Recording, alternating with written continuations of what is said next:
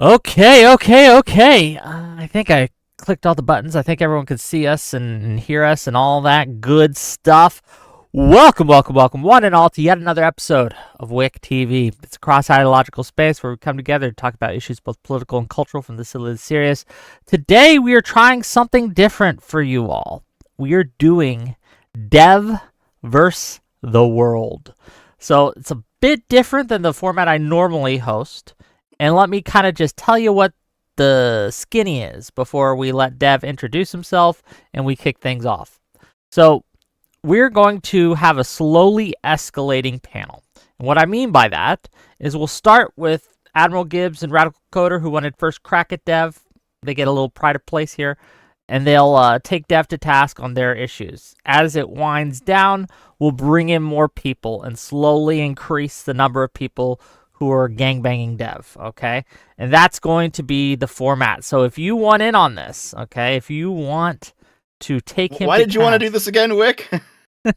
Look, if you want to take him to task, now's your chance. I placed the link in the YouTube chat. You click on that link, you accept the rules, you jump backstage, you get in line, and we'll just kind of go with it.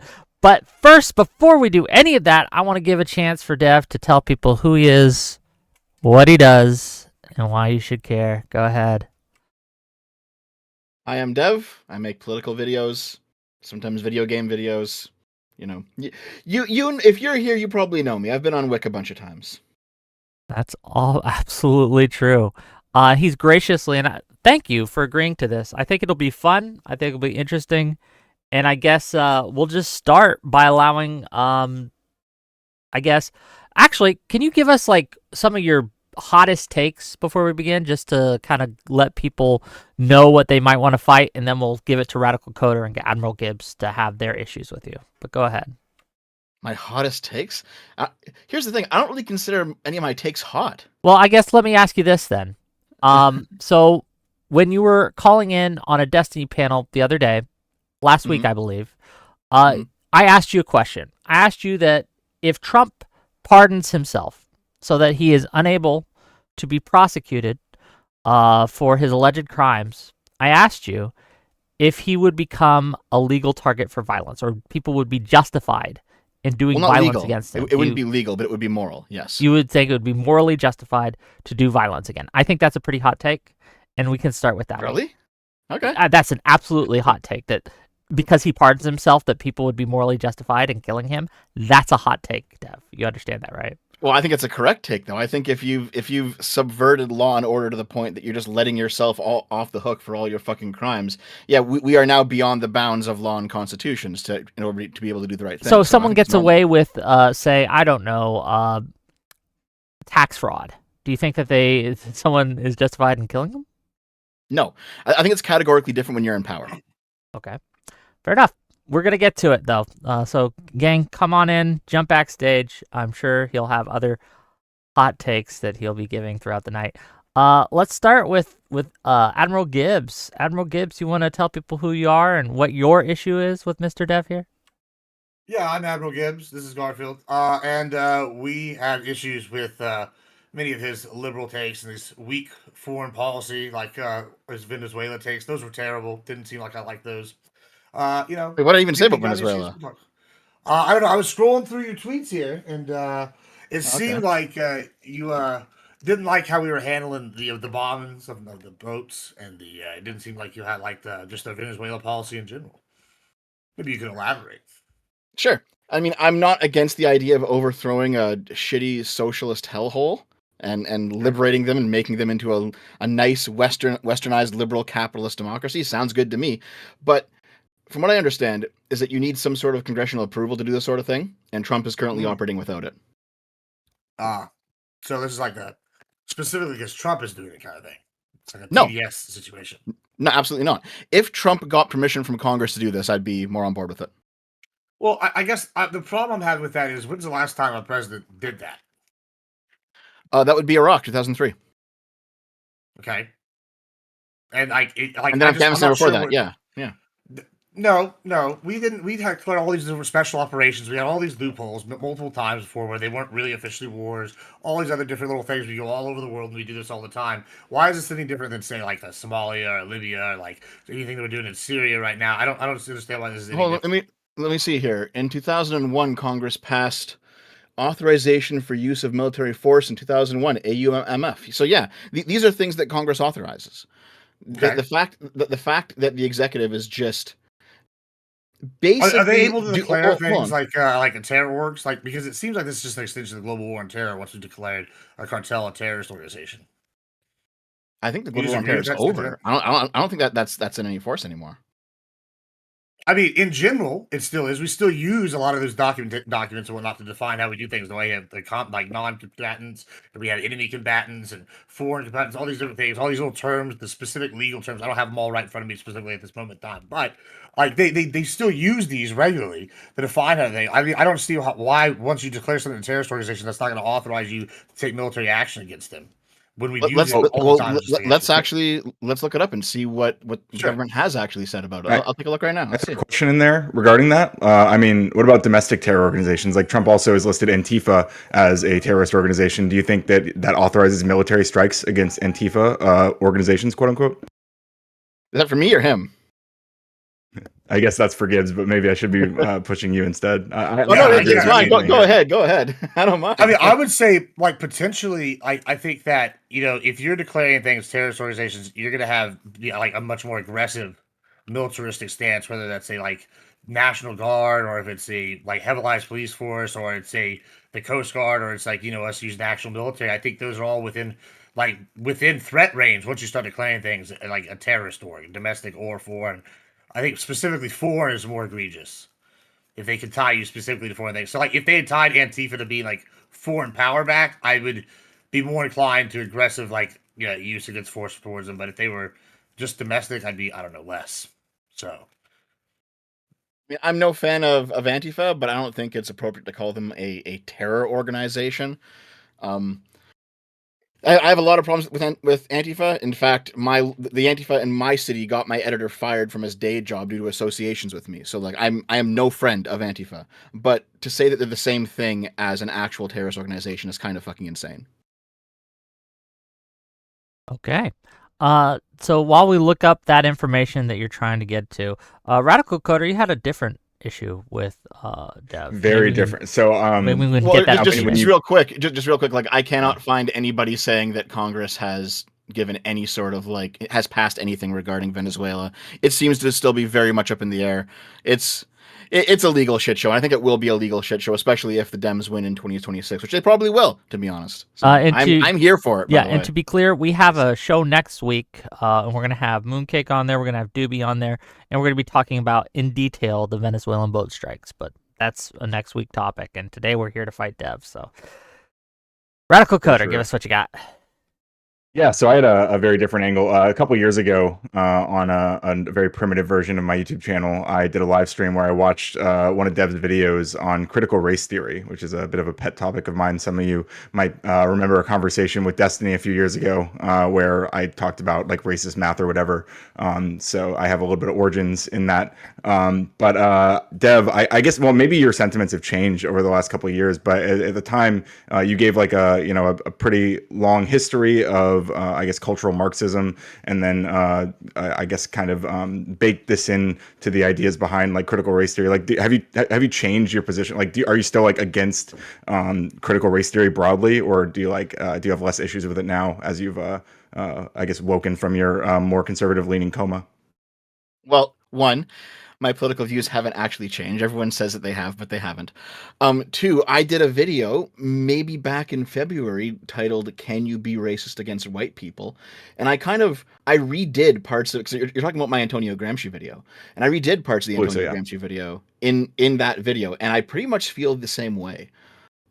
There's not much in terms of how I've changed on that. I think that, so first of all, just to be clear, I think that most people who talk about critical theory online are very ignorant of it. It's like, for a while, it was like the right-wing boogeyman. They had no fucking clue what they were talking about. It was just nonsense. But also, I do think that fundamentally there's like, there is an anti-liberal streak to it that I don't like, because liberalism is very focused on the individual, and critical race theory is very much not focused on individual rights. It's focused on like the rights of certain groups or demographics, and I don't like that as a liberal. Well, I guess to give the initial pushback there, like in terms of it being about groups instead of individual, like wouldn't you acknowledge that like if there are dynamics through legal means that are targeting certain groups, then those individuals are collectively being victimized by those systems, right? Sure, but I think you're very hard pressed to find them today. I mean, maybe you'll find them more now that the right controls everything, but like go back 5 years, No doubt. I don't think you'd find any of them, to be honest. I think they were pretty much extinct in like the liberal, capitalist, democratic West. That shit was in our past. You don't think there were still like court cases that would rise up where there were like discrimination issues that were being challenged, and like certain like laws that might have existed were being pushed against because Just of the way they for sake disproportionately of impacted a certain discussion, group? Radical, can you give us an example Yeah. that you're thinking of? I mean, I don't have a specific law in mind when I say that. I'm curious if Dev thinks that's the case or not. Well, when I did my second video on the topic, I decided to go a little bit deeper into it, and I pulled out these various definitions of racism, right? Because there's racism on an individual level, where you have you have a white person being shitty towards a black person because he is black, and that's like an individual racism, and then you have structural racism, which is where you can have structural racism in the absence of individual racism, because you could have like certain policy where it's like, oh, this law is written to target black people, and even though I'm not racist, I gotta do my job and enforce the law as it's written. And then you can have the next level of that is like where this level is like the powder versus crack cocaine example, where like because black people disproportionately used crack cocaine versus powder, and white people used powder, they made crack cocaine be a harsher sentence, even though there was really no actual reason for it. They were the same drug in the end. So it's one of those things where we're not going to write into the law that, oh, this is meant to affect black people, but it, they didn't write into the law, but it clearly does, right?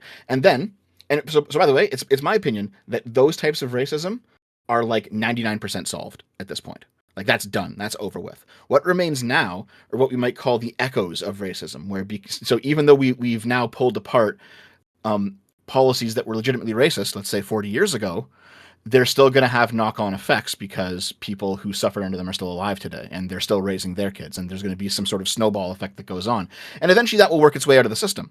It might take a few generations. You can't really rush that process. It is what it is. But I think this idea, there's this idea that like we are somehow this eternally racist society that has to repent for its sins in perpetuity. I think that's all fucking nonsense.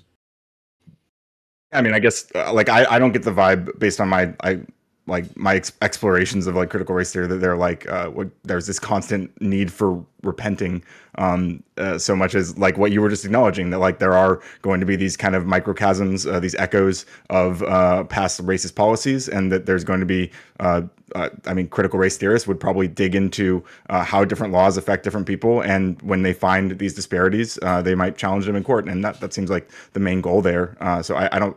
It sounds like you don't think that's a problem at all. So maybe we don't disagree as much on this at all. If there's actual racism, no, of course not. I don't disagree with that at all. I just think there's a lot less there than people on the left think that there is. And when it comes to people who believe that like whites should be eternally repenting or something for the crimes of their ancestors, I've definitely found those people, and I talked about them in that second video of mine. I mean, I think a big one that everyone talked about back in the 2010s was Robin DiAngelo and her fucking ridiculous book. I forget exactly what it was called. Anti-racism or something like that. I don't know. I have to look it up. It's her most famous book. But yeah, she basically said how to be anti-racist or something. I don't know. She I think it's Kendi. DiAngelo's ideas were basically white fragility. Is that one? White fragility, yes. Yeah. It was such a nonsense fucking. I do remember that book. Yeah. I mean, like the concept that white people often are like when conversations about racism come up, they express like a lot of resistance to it, or like there does seem to be like a like. Do you not agree that sentiment exists? Like white people are predisposed to being kind of like avoidant to talking about the issues of racism, especially in the United States? Sometimes, sure. But I think there's also a good reason for that, because a lot of white people actually aren't racist. And I think there's definitely this feeling that sometimes they're being blamed for something they didn't do.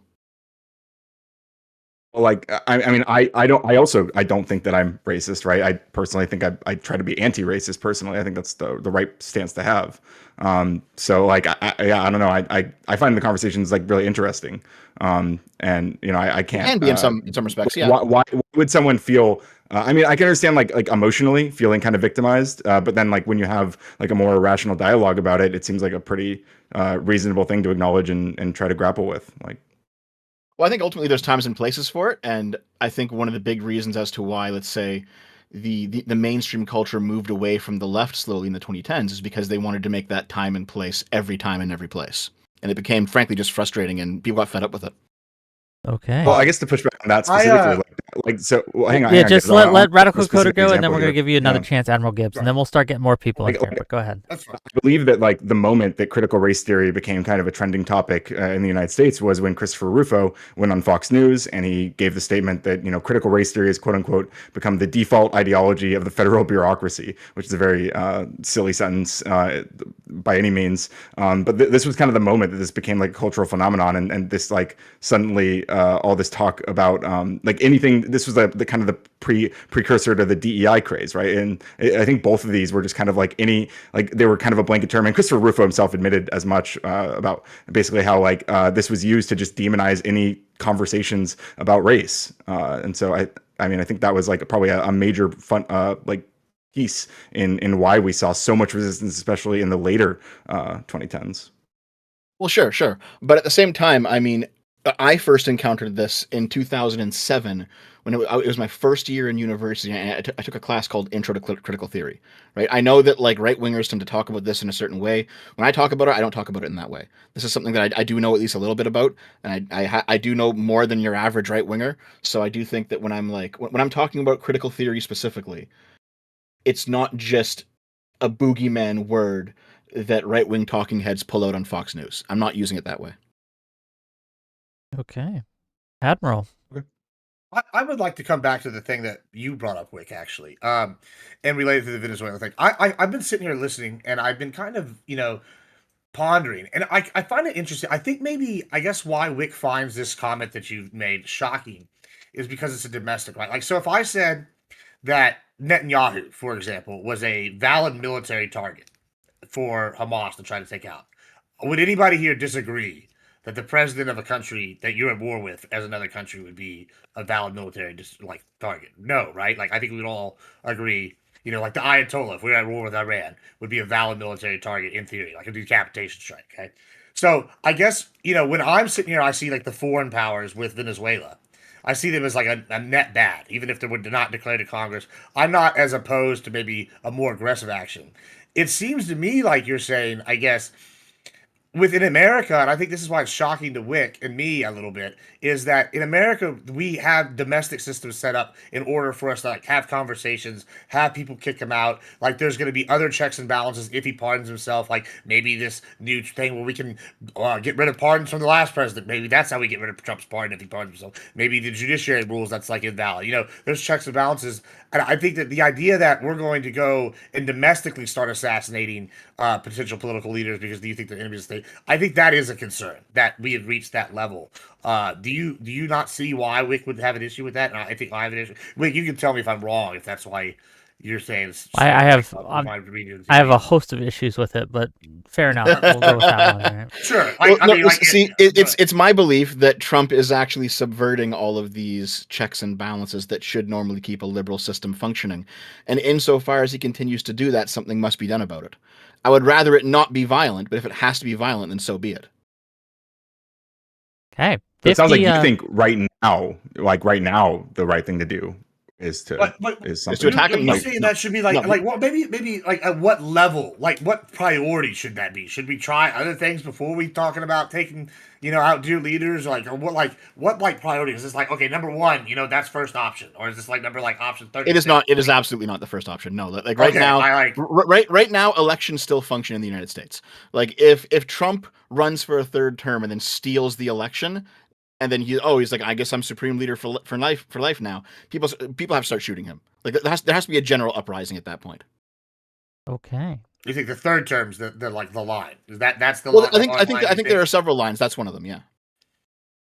Okay, that's the what would you say is the final like egregious like point of no return? Where you would say is it that, or is there something before that you think would count? Well, no, there are Like, several different sure there's- avenues that we could take to get to a moment where it's like, okay, this guy needs to be removed somehow. And I actually do think that him pardoning himself of all the crimes he's committed is another one of those lines. Yes. Okay. 50. Just real quick, Sorry, 50 MXs. I yeah. don't know what MXs are, and maybe 10 cents again. I don't know. Rakashaya 3168 asks you this, Dev. Why did you defended, their words, not mine, Destiny's revenge porn on a minor? You actually dared to victim blame her and said it was all false allegations? Exclamation point, question mark. I don't even know what this is. Okay, is this in reference to the Rose stuff? I'm not sure. Because like this sounds like it's mixing up possibly 3 stories into one story. You know what I mean? Like I was actually before the start, I was going over the latest court document drop on that case, and I mean it seems like Rose wasn't even a real person at this point. So it's like, well, I don't know exactly what you're talking about, dude. I don't know if you know what you're talking about. Okay, if you want to clarify by giving me more money, you more than welcome, and I will ask that again. Thank you for the 50 MXs, whatever those are. But okay, Those are at this Mexican pesos. point, let's bring in a couple more and keep Can I this ask going. one more question before Yeah, you do? go ahead. Yeah. Sure. Dev, so you're saying if Trump runs for a 3rd term, that would be the straw that breaks would be a straw that breaks the camel's back. I mean, there are legal ways you acknowledge that he could do this. Like, I mean, Congress could pass a law that would allow him to run for a 3rd term. Would you think that still qualifies? If he actually does work within the system and get the constitutional amendment necessary to allow him to run for a 3rd term, then the conversation is different because he's still working within a functioning liberal system. Now it's different. If he simply disregards the law like he did on January 6th, now we have a different conversation. I guess what I really want to know, and I guess he's Ryan's kind of hitting at it too. What are some other situations that you would say this is like would be equivalent to that line? Like, okay, I get where you're saying. Oh, if he does it within a system, that's different. You know, it's all situational. And I'm not trying to like gotcha or like put a pin on you. I'm just like Yeah, I know I what you guess I'm mean, trying to see what in your what your mind like what other situation would be one where you would say it's Right. illegal to like take So it out. I think one is like if he's pardoning himself and allowing himself to basically get away with crimes and there's no way to undo that, that's one. If he's running for a 3rd term and he just ignores the law and he becomes supreme leader for life, that's another one. I think another one is if he starts denaturalizing citizens that he has political disagreements with. If he's like, you know what, all these people who are voting against me, I'm just going to start stripping them of citizenship. I think at that point you got to start fighting as well. I think those are like 3 pretty solid lines of if he crosses this line, this is now too far. The system the system's not going to be able to withstand this. So now people have to take matters into their own hands. And by the way, that's why America has a 2nd Amendment. That's the purpose of it. Hello. Okay. We got Periwinkle and Hazel here. You said you had issues with Dev. Bring them up. Oh my God. Hello. First, I think you need to cite your sources in like the description. I try showing your videos to like some leftists I know, and they're always like, "Oh, where's the sources?" And they don't really like your arguments, or it's like, "Well, I kind of feel like this." I was watching your most recent video, and you were constantly saying that, "Oh, well, I feel like most trans women are like blah blah blah," and it's like, okay, you mean the blue video? Yeah, the blue one. Yeah, the Willy Wonka one. Except listen, she's pretty cute. I don't know how you feel about it, but I So, mean, yeah, she's blue, but do you think the end result of that blueness is to get a lot bigger? Can I just ask you, Periwinkle? Yes. First of all, $10 from Pondering Politics to say Trump's 2nd attempt to prosecute Letitia James just failed. Grand jury refused to re-indict. Thank you for the $10. Good information to know. Well, Pondering Politics, you should get in here and just- fight on something. But Periwinkle, what Yes. source do you want him to cite about the blue trans lady? Like what Well, what it wasn't academic just about- paper do you think that should be? Well, you were No, talking about like to a be bunch fair, of like he has a trans point, yeah. stereotypes and stuff.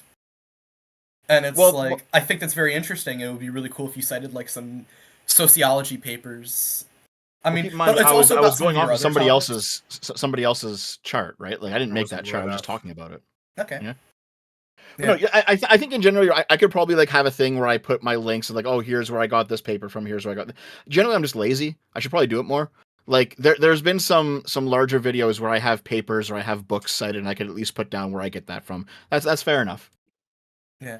I also wanted to talk to you about like socialism, socialist policies. I'm not a socialist, but I mean, you de-radicalized me from the alt-right, and I have like some Awesome. friends that are pretty lefty, and yeah, I show them your videos, and I've just collected some criticisms of your arguments.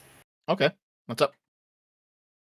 So in your Haiti video, when you talked about like the Haitian like migrant situation and the Mhm. absolute idiocy of JD Vance, you talked a little bit about like Haiti's history, but you didn't really talk about French colonialism and how that impacted the country. And you kind of called Haiti a shithole without really talking about, well, why is it like that, which is ultimately the massive debt that France put on Haiti after the revolution. Yeah, but that isn't what the video is about. I think I even said in the video like this is not a video about Haitian history today. I wasn't doing that then. Oh, okay. 50 more pesos. I found out what MX was. It's pesos. 50 more pesos from Mace Punter W836 to ask Dev, what if Compatori's family ever finds your tweets saying that his father just fumbled upon and didn't protect them from the bullet? Aren't you afraid? No. Okay, cool. Just to clarify, what he's saying there is that there's when Corey Comparator, the firefighter who died at the Trump rally when Trump got shot, when he died, there was this narrative floating around on right-wing Twitter that he heroically jumped in front of his daughter to save her from the bullet. It turns out, looking at like people took various videos from various angles, they were in the crowd. It turns out that didn't happen. That wasn't true. He was standing up, he got shot, he fell over, and he died. So he's a victim. It's tragic, but this idea of him being a hero, if you trace it back, it came from the daughter's Facebook account, and then it was quoted by Fox News.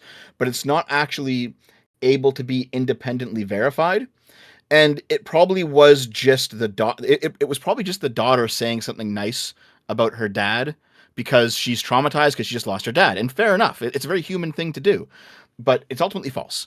It is. Come on, brother. Come on. Listen, You can't let watch the video. Daughter come on. You gotta, listen, you gotta let people lie, right? Right, Gibbs? Well, no. Let people lie? No, it's not even that. Like, okay, let's just say it did happen exactly the way you said it did. Okay, let's just hypothetically, right? And the daughter is like, oh, he happened to fall over me and I was shielded or some shit, right? Like, and it was just total accident. Like, people like that, I feel like, are probably Christian background. They're going to be like, oh, this was God using them that way. And it's part of their faith. It's this nice gesture. It's good. And like, y'all just mean. This is why people don't like the lefties.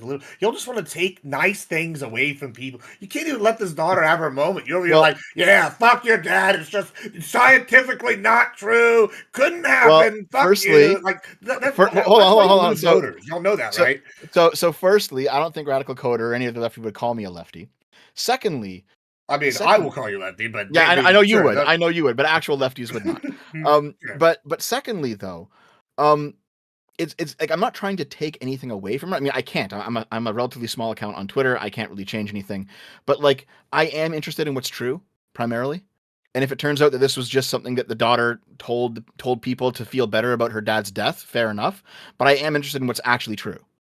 And I think what's true is important. The small Twitter thing's a cop out because, like, oh, listen, you're not totally small, you're not totally the biggest, like either, right? Like, you have respect for it, but you're like like an example of like a bigger problem that the left and like, you know, when I say the left, I mean all the groups, liberal, all y'all, that y'all all kind of do is the smugness. Right, and it's like y'all do this, and the average person doesn't want to like y'all when y'all like you can't even let the daughter have her moment. Fuck that! It's just scientifically not true. Like y'all understand that though? Like, do you get that? Saying the truth is smug. In what universe is that Come smug? on, You're saying the truth. Totally, it can be. I understand. If someone is saying something that could be false, and you're just saying, "Oh, like this could be false," like we don't have evidence that this happened in the way you're saying it did, especially when it's being used to push a political narrative. How the hell is that false? What do you want us to do? Well, his daughter, bro. Like, you think she was pushing a political narrative, but she's like, my daddy died saving me. It's being Like, used hold on, by you know what? Here, Let Dev respond. Let Dev respond to it. Go ahead. So I actually agree with you, Admiral Gibbs. Like I said, it's a very normal human thing for the daughter to do that. So I don't even hold it against her that she did that. However, I will hold it against every single right-wing pundit who took what she said and ran with it. Because her daughter isn't Fox News. Her daughter isn't, TPUSA or whoever. They all said it, and they all have a political motive to say it. And I am going to call them out. But I won't call it her daughter, no. Okay. Or his daughter, yeah. Hazel, just real quick. on. Just real quick. $5 from Testicle Johnson to say, Wick, you once said people like Usha Vance are poisoning the blood of our country. Could you elaborate on that? I did not say that, but thank you for the $5. That is a fake news. I heard say it.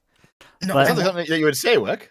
Thank you can I ask for. Steph a question? Yeah. Well, I want to Sure, give what's up? Hazel a chance Oh, yes. to go real quick. Oh. No, you can go because I don't even have that much to say. If you don't have much to say, why are you here, Hazel? Oh my god. I just wanted to. I've been spending a while in the waiting room because I just wanted to talk to people, and I just wanted to say that, Wick, some of the people that are in your chat and that wait to talk on these debates are some of the most retarded people ever, and I kind of hold it against you. Even though it was my choice to come in here, I kind of do hold it against you for making me have to listen to that because you're the one who made it possible. And other than that, I just wanted to say hi to everyone. Okay. I don't well, have much to thanks. disagree Thanks with for that, being here, but- buddy. No problem. Listen, See you guys. Hazel, it's not, oh shit, he left. Fuck. Oh, okay. Well, now you can talk to Bye. me. Okay. You had a question, then I'll bring in some other people. So Do yeah. you think that we as humans have an obligation to help others, even if we're not hurting anybody? Oh god, I'm in the pit. Okay. No, Oh my first God. of all, mute your mic until it's time for you to go. Truist Scum, you're here. You're in the. Wait, oh fuck, I have to turn off the stream. I can't hear shit. Okay. Great. Wonderful. Go ahead. Oh no, my phone's so fucking laggy. Ah, fuck. Oh, wonderful. Okay, we'll gonna give it another second or two, and if you can't fix it, we're gonna. Okay. Okay. Okay, I think I'm good. Good. Periwinkle, go ahead. We'll get to you in a second, Truscum.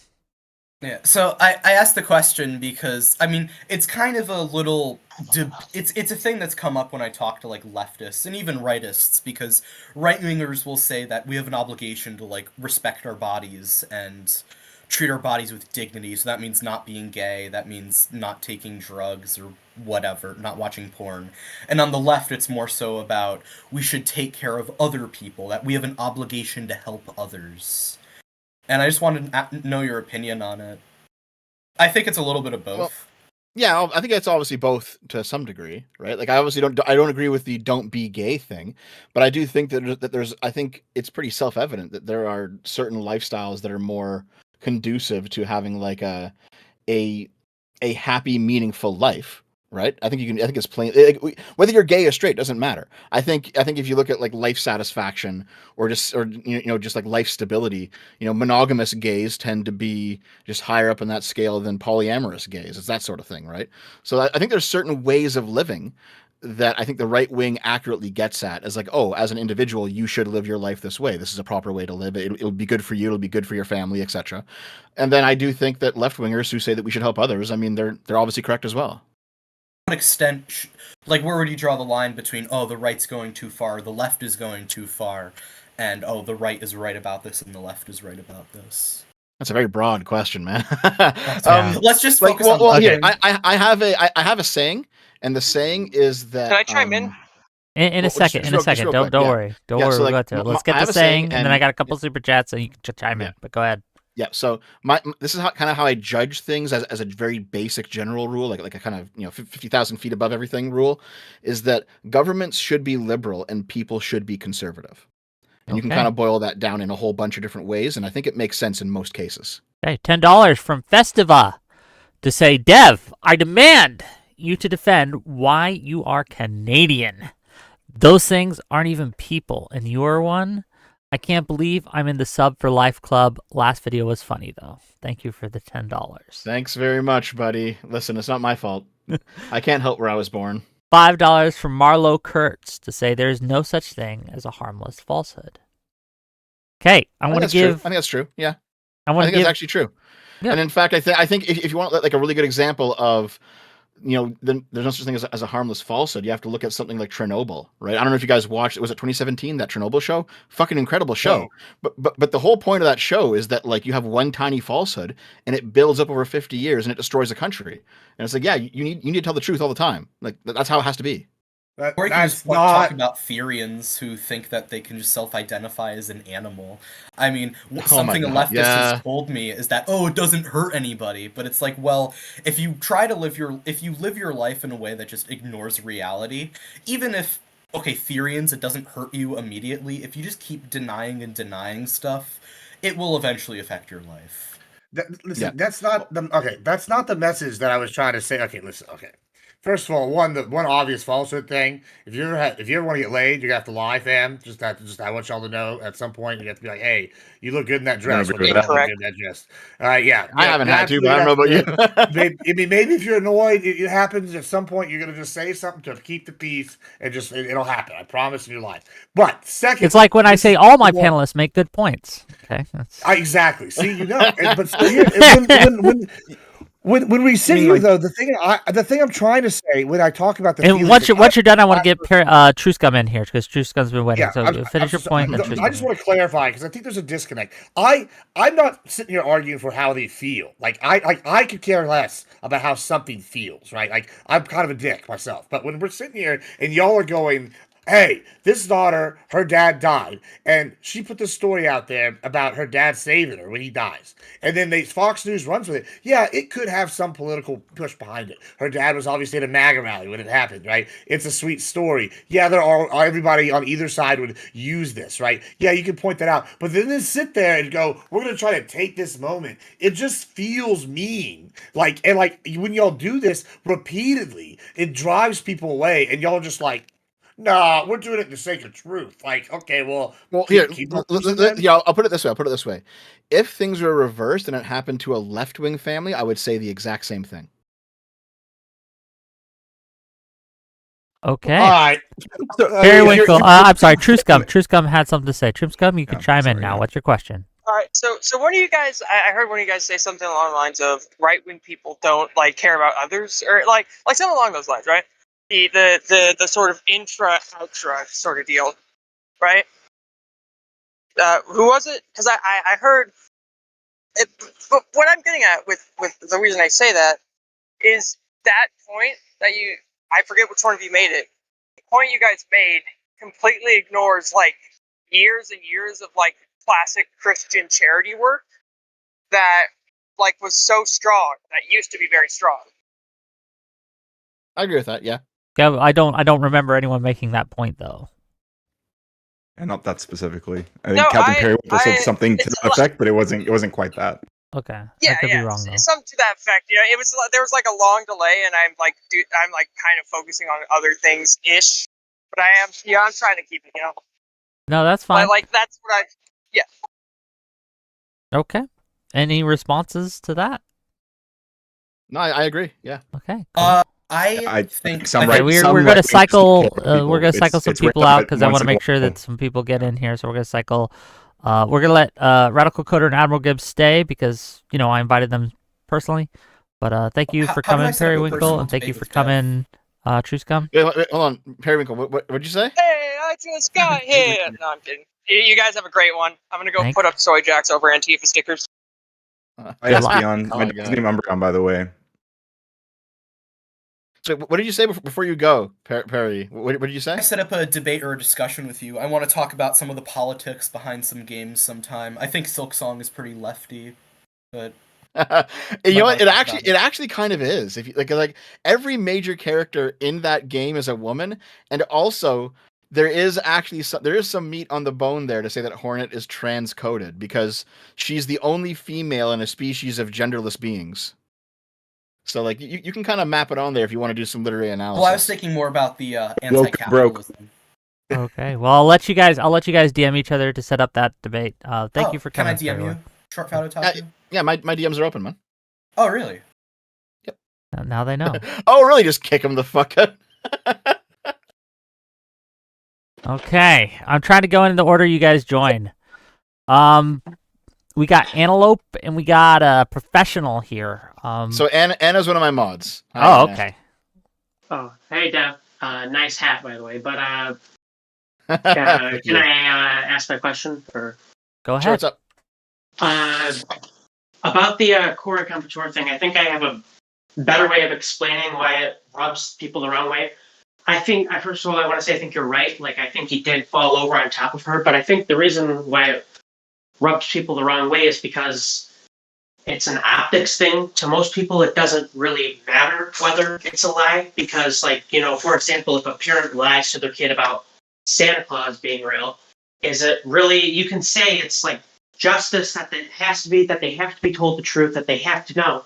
But there's like a certain amount of how much does it really matter? Like when you say that it matters because the truth matters, typically in journalism, when you're fighting for the truth, it's about something that's relatively important. But what a family says about someone who died tragically, what they say about them, if it's just a passive comment about how they were a good person or how they saved them or something, does it really matter? To most people, it doesn't matter. I guess that's why it rubs people the wrong way that you were saying So- that. I understand all that, and I agree with you.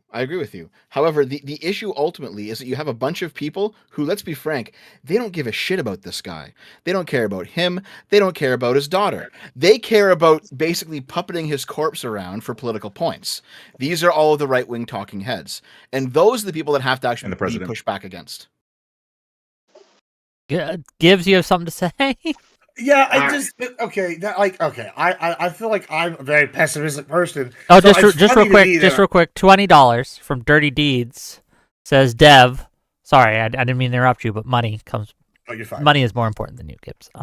Says Oh, I Dev. understand. When do you believe it is effective and moral to use violence on an interpersonal level and societal level, and what are the corresponding morals that map out said explanation? Also, why don't you own PVS 14S? I don't know what PVS 14S is. I don't know what that I is. don't know. And that's a very complicated question, man. Like very clearly on an individual level, like self-defense, but like when you're talking about society, is like that's very complicated. It's not like an easy thing to really work out, not on the fly. There's a lot to that. Like sometimes, sometimes your government has abused you enough that you have to have a revolution, and sometimes you're overblowing it, and it's actually not that bad. Like it's not a hard. It's not an easy thing to determine. I don't know if Okay. I can give you like a quick Yeah. answer on that. Sorry about that, Gibbs. Go ahead. Oh, you're fine. I guess just like when you're sitting here like saying these things, like, all right, it's a tragedy. Okay, I think we can all agree someone getting shot is generally a tragedy. I feel like in this case, like he's an innocent bystander, innocent voter. He gets shot. Okay, that's a sad story. Okay, and then people are gonna go and look for something positive in this sad story, like a nugget of like positivity. Oh, he died saving his daughter. Wow, what a feel good story. Like at least this last moment, this hero firefighter died saving his daughter at a rally he believed in. Yeah, I get that it's got a political message, but like I think at the same time, people want to have like feel good moments in these bad times, and the fact that I'm the one having to explain this to y'all and why it makes it look like y'all look like dicks, and like it's just crazy to me whenever No, y'all. I understand all of when this. Y'all trying to take away this from people. I don't know. Listen. I understand all of this. It's just that I don't trust Fox News to have these sort of very high-minded ideals. They're not bringing it up to give people a nice moment. They're bringing it up to radicalize people. True. Well, Dev, I don't know if it's to radicalize I people understand because that, but anything they do, they could like cure cancer, and they did it to radicalize people against cancer. I just don't understand. No, I Like, would there's not. nothing I they- would not say So that. this claim that radicalizes people, I don't understand. Walk me through that. The idea is okay. So if Fox News does this, No, I'm he's for Dev, saying I mean. that. Oh, sorry. Wait, sorry. Go ahead. What did you ask? Sorry. What is it about this lie that it radicalizes people? I don't actually know if I understand that. Okay. My view of it is when you have you have a story about this guy that is false, that makes him out to be more heroic than he actually is. And I think that like basically right-wing talking heads, whether it's Fox News or it's other organizations that kind of do this sort of propaganda work, I think they will latch on to this and they will repeat it over and over and over and talk about how now he's a martyr. It's not just they're maximizing the story. It's not just that he is an innocent bystander who got shot. He was a hero who jumped in front of his daughter, because it makes him look even more moral in his death, and now he becomes this martyr. And I think it's just a method of propaganda. I think they've done similar things with Charlie Kirk. I think they've done similar things with Trump himself. I think this is actually very common when it comes to someone who is legitimately suffering, who is a legitimate victim of violence on the right. They absolutely milk that for all it's worth, and it does go beyond the bounds of decency, I think. Okay, I want to give So I guess- I'll let you sorry. respond real quick, but then after that, I want to give Professional a chance because Professional hasn't gotten a chance Yeah, no problem. to ask their question. I was just Go gonna say I kind of see where you're coming from, especially like the Charlie Kirk thing. There was this lie that was propagated about his children being there, right? His daughter like running to his arms because she heard the shot, and apparently they weren't even in the same state. So I guess I mean. Well, I'll pass the Professional, but like what I'm wondering, and maybe we can get into this later, is like what if maybe for Gibbs, like what if Erica Kirk was the one propagating that lie specifically? Do you think then it would be like the kind of thing that like is it just like a comforting lie, like imagining they were there? Like I don't know, maybe that's a bit more far fetched, but I'll let Professional come in. Hello. I hope you don't mind a bit of a topic switch, but Yeah, what's up? Man, I love your videos, but recently I feel like you've sold out the liberal values you claim to stand for in How so? exchange. Communism. Hold on, you're cutting out, man. Can you say that again? Sorry. You said that MAGA is worse than communism? The Holodomor, then Stalin, Joseph Stalin. How do you plead? Were you the guy who asked me that in the comment on my channel? Yeah, and you ditched replying me in order to come here, so I had to follow you. Well, of course I ditched replying you to come here because I was coming here. I was fucking scheduled. I mean, here, you know. Well, can you answer his question though? Why can you justify that MAGA being worse than communism? Go ahead. I'm gonna hop on to that actual comment thread just so we're all up to date of where that comment thread actually went. Let me just find it here. Yeah. Whereabouts is it? Oh, were you the TK guy? Is that you? No, it should be Bird Snatcher. Oh, Bird Snatcher. I have like 5 different usernames. Okay. We're just doxing his usernames like left honestly, and right. But go ahead with your Okay, here we go. Yeah. So I said, you said Bird Snatcher. I plan to, and I said I'll do it right now. MAGA currently wields power, while communism will never wield power in America in our lifetimes. Focusing on communism as a boogeyman is just as pathetic as focusing on fascism as a boogeyman. There are different political adversaries to liberalism in the 21st century. We don't need the ghosts of the 20th century anymore.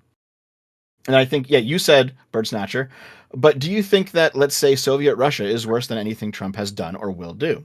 In other words, if the commies succeeded, then and only then they would be worse than MAGA. So MAGA is only worse insofar as commies never gain power. And then I replied to you with, it's more like, do you recall when Sargon said that progressives need to get over fascism because it's an old boogeyman from 100 years ago? It's no longer relevant to today's politics. And continuing to bring them up is basically just an appeal to emotion. It's the same with communism. It's a vanquished enemy. It's no longer relevant. The enemy that is unvanquished, that is still around today, is MAGA. And for that reason alone, they are far more dangerous. I think that kind of lays out my position pretty clearly. Like, listen, if we're going to sit here and just do like the death count game where we count up all the various ideologies and how many people they've killed, first of all, everyone has blood on their hands, even liberals.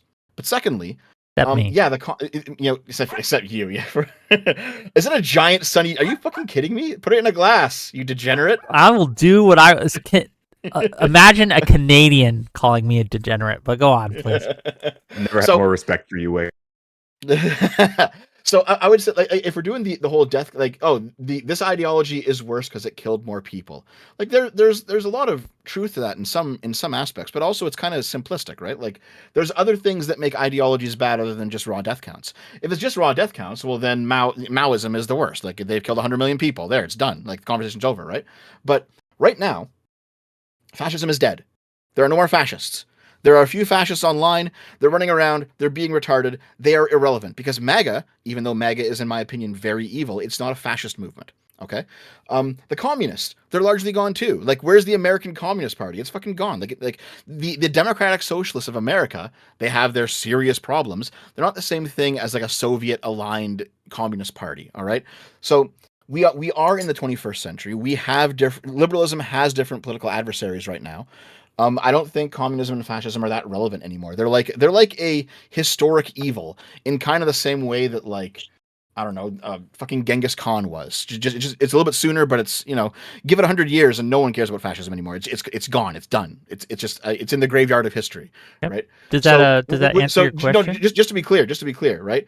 When I was saying MAGA is worse than communism, I was being a bit spitfiery and edgy on Twitter. Fair enough. If you think that that's a bad thing I shouldn't do, you know, you win that one. I probably shouldn't be so fucking stupid on Twitter sometimes. But my actual honest to God take, is that communism is largely irrelevant in today's politics. And so I don't think about it as being this immediate evil that needs to be dealt with the same way that MAGA is right now. All right, so that does answer. I would like to. I think I would disagree on the level that you think communism is gone from present day American politics. I mean, Zoran Mamdani, right? This is a guy who's openly a socialist, just got elected to probably the most important mayoral position. I mean, I think that's very significant. I've seen polls, you know, over what is like 50-60% of, you know, people in my generation, younger folk, people in college right now are looking at socialism favorably. I mean, we have the fact that history, I mean, God, I hate saying it because it sucks, but yeah, no, history trends leftward. I mean, I think we could agree there. So I think Tries to. that what happened was, well, yeah, obviously. I mean, you know, it was, you know, bumps in the road and shit, but history tends to go that way. I think things like Soviet Russia and, you know, China, obviously, I feel like that's a lesson in jumping the gun, but I don't think that doesn't mean we're not going to get there again. And I do feel that it's still something worth talking about. Also, something worth talking about more than fascism is, and yes, MAGA is more immediate, but I would argue that the threat of communism, were it to come back, is much worse than MAGA now. MAGA is in power now, and I don't think that they've done nearly enough as bad. Obviously, you know, they lose the numbers game in terms of deaths. But if communism were to come back, that'd be a lot worse, like any day of the week. And I think there's a large enough chance that that's going to happen that it is worth talking about. You think so? Like, you think that, you know, within the next 10 years is going to be some sort of, you know, large communist uprising that, you know, destroys the Democratic Party from within, and then there's like a Zoran Mamdani like cult of personality. I don't see it happening. Just Dev, do not take China into this consideration. China is the openly communist, and they are an absolute threat, are they not? They are, yes, and you know, I agree with you on that. But also, I mean, China is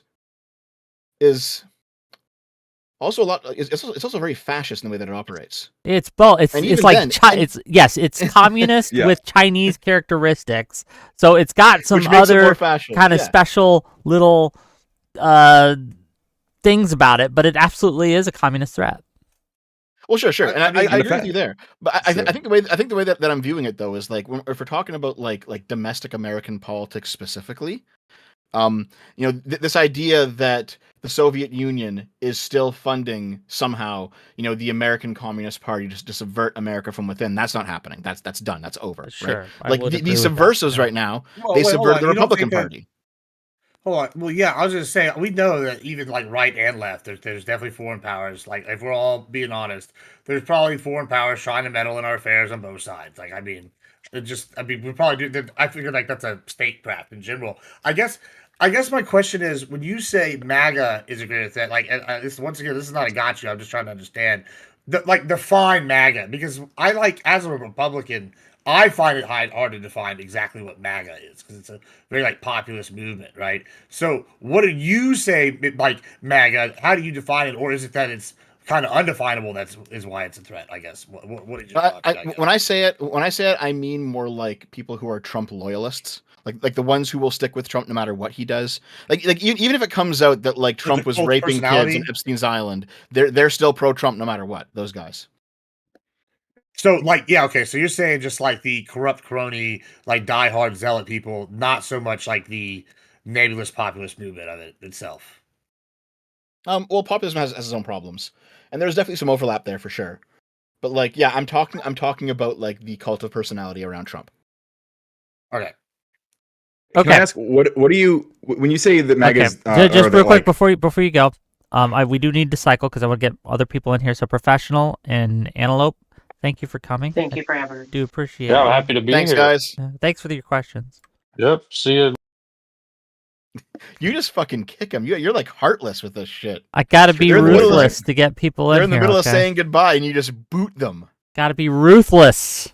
Okay, we're doing it for time, gang. We're doing it for time. But okay. We have Kel, Stick as Kinetic Kel, and we have Kinetic Kel. Black Rainbow. Pulling in 2 women, very progressive of you. Love the support of the panel. I think it's good to get some women in here besides Ryan. He felt kind of gained up on, I'm sure. Okay. $5 from West on Lake to say, when Dev says that they are making the firefighter out to be a higher hero, I have to ask, Dev, do you think the father would have died to save his daughter? Yes, of course. Okay. I want to give the mic first to Black Rainbow. If you have something to say and critique for Dev, go ahead.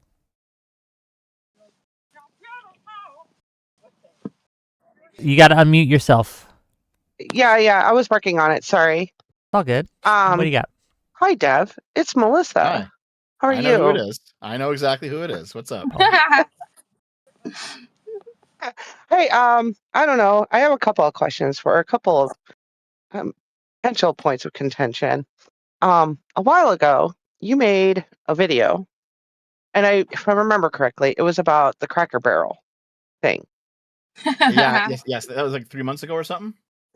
Yeah, I watched that video, and I cool. I posted to you on Twitter, but you never. I don't know. Maybe it wasn't that interesting. But You got banned every like 2 months, man. I don't know what account you're on now. That's very cringe. Don't do that. well, you know what? No, I'm not shitting on him. I was just saying I made a critique of it in Twitter, and for whatever reason he didn't see me.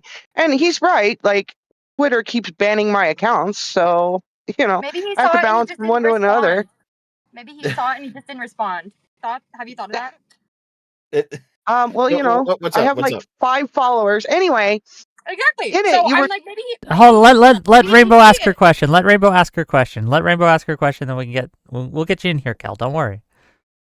in that video, you were talking about how stores or restaurants like McDonald's and Taco Bell have kind of done the modernist like square thing. Yep. And where a lot of that trend comes from, like the reason restaurants are always moving in that direction, it actually comes from millennials, because we are the largest voting bloc and economic We're the bloc worst right now in generation. the I know. United We're the worst States. generation. We suck. Right. Yeah, we suck a lot. But I mean, the reason we're like, and this is where my question comes in. The reason in my mind why that is because most of us were raised by boomer parents who had that ugly orange shag carpet and the lime green couches or Davenports, right? You know what I'm talking about. And it I was do, just yes. clutter. It was clutter everywhere. With our parents, it is nonstop clutter. Like the day my dad dies, the very next day, I'm going to his house and throwing all his useless, worthless shit away. Okay. Do you think that's where do you think that's where millennial aesthetics comes from? I think in part, yeah, that's definitely one component of it. I think where the whole like minimalist, white or chrome, very simple colors, non-offending to the eyes, that sort of thing. I think there's several sources of it, and I do think that millennial backlash to boomer clutter and like boomer decadence is definitely part of it. Okay. I feel like you didn't make one of that the clear in bigger- that video. Go ahead. Oh, fair enough. I haven't watched this video, so I don't know if you talked about this, but isn't like probably one of the maybe easier to chew on reasons for that? Just that like you can put a different business in that building a lot easier. Like you can't like if you take like an old Pizza Hut for example, and you put some other store there, like it always has that Pizza Hut shape, right? Like there's no there's not a lot of like mobility between businesses. No, I agree with you there too. Like things become more fungible when you can just like easily swap out the brand and not have to change anything. I agree with you there as well. But I don't think she was talking about businesses. She was talking about like homes and like personal, like, you know, the way we keep our homes personally. Well, yeah, but it's a No, conversation about aesthetics. I was mainly, referring yeah. to both. I was referring to both. Yeah. Yeah, it's the Because shag I'm- carpet's fault that the millennials are all fucked up. I agree. It's the Fuck shag carpet's fault. Thought it was Yeah, lead. shag but- We thought it was the Like, shampoo I'm at the cancer. point in my It was life really where shag if I carpet. walk into a house and it's clutter, like it starts triggering me. Like I need to get out of there.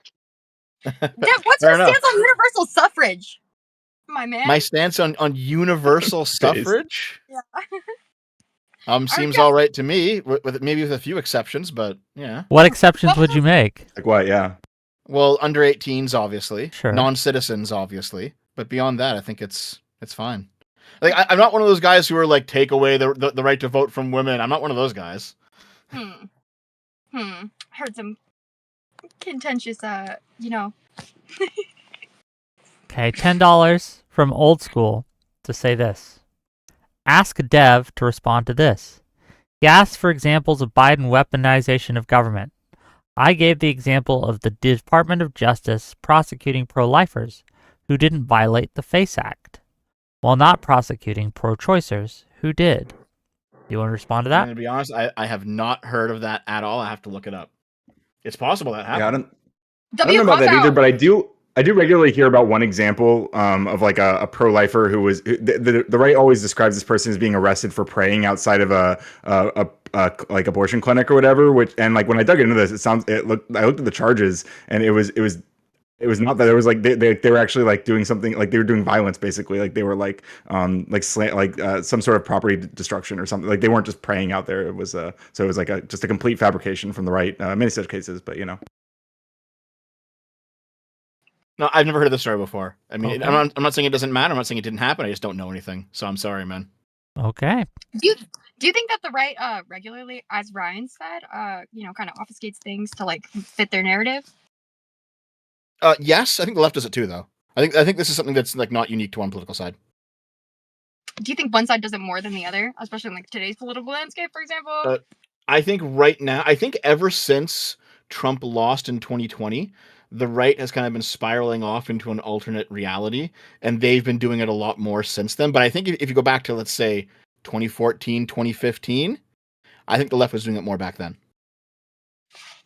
Okay, 50 pesos from Mace Spunter says, why did you catfish as women to harass them like you did with Kirsch?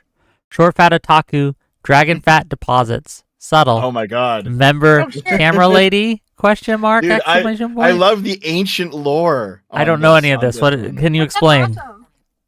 Okay.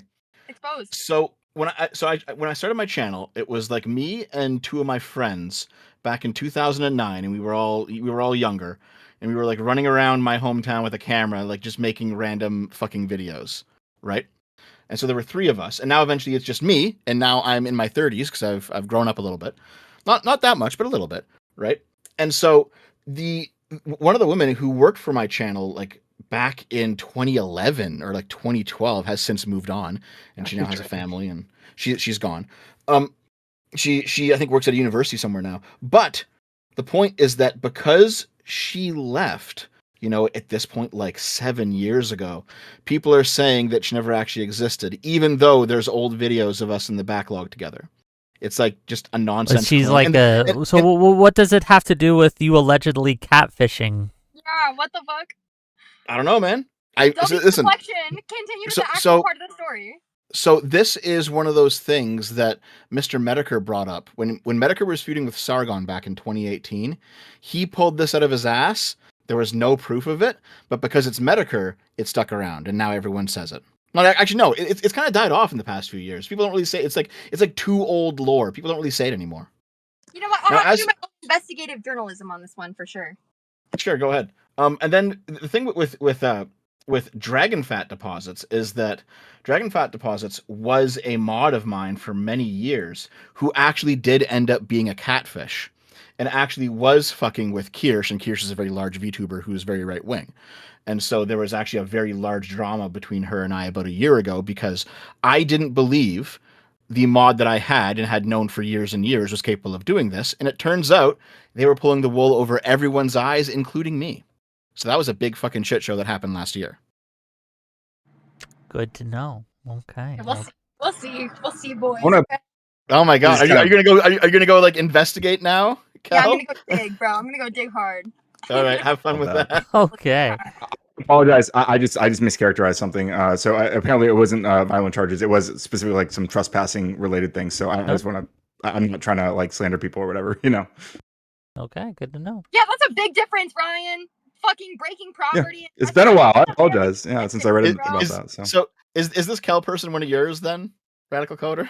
I want to know one. I want to fucking know. yeah, one, exactly. Okay. I'm my own woman. Wait, hold okay? on. Are you? Oh, wait. Are you streaming from a fucking stop sign? Is anyone behind you?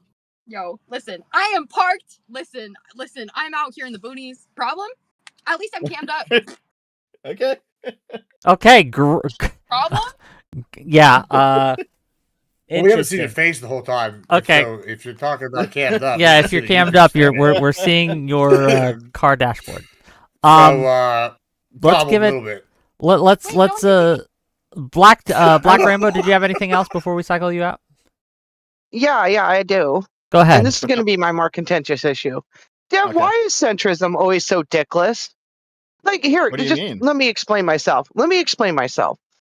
Whenever I see a centrist on YouTube or TikTok or Instagram, the line always goes something very similar to this. I'm not a Democrat or Republican. I'm not left or right. And then, excuse me, while I go on a 10-minute tangent about how bad the left is. It's always this dickless shit. So keep in mind, if you talk to any right winger, they will say the exact same thing, but they'll say, "Oh, they're now going at like the centrists are going after the right, even though they say they're not actually left or right." It's the same critique from the right. All right, you both make the same critique about the middle in the same kind of ways. I think the reason that you perceive centrism to be dickless is because you can't understand that people who oppose you might also oppose the right for different reasons.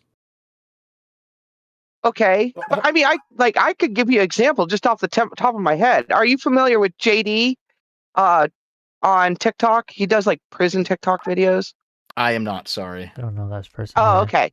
Well, he did that whole spiel I just said. Like literally. He didn't even say anything negative about the right at all. And it's like this is just the song and dance I see every fucking time.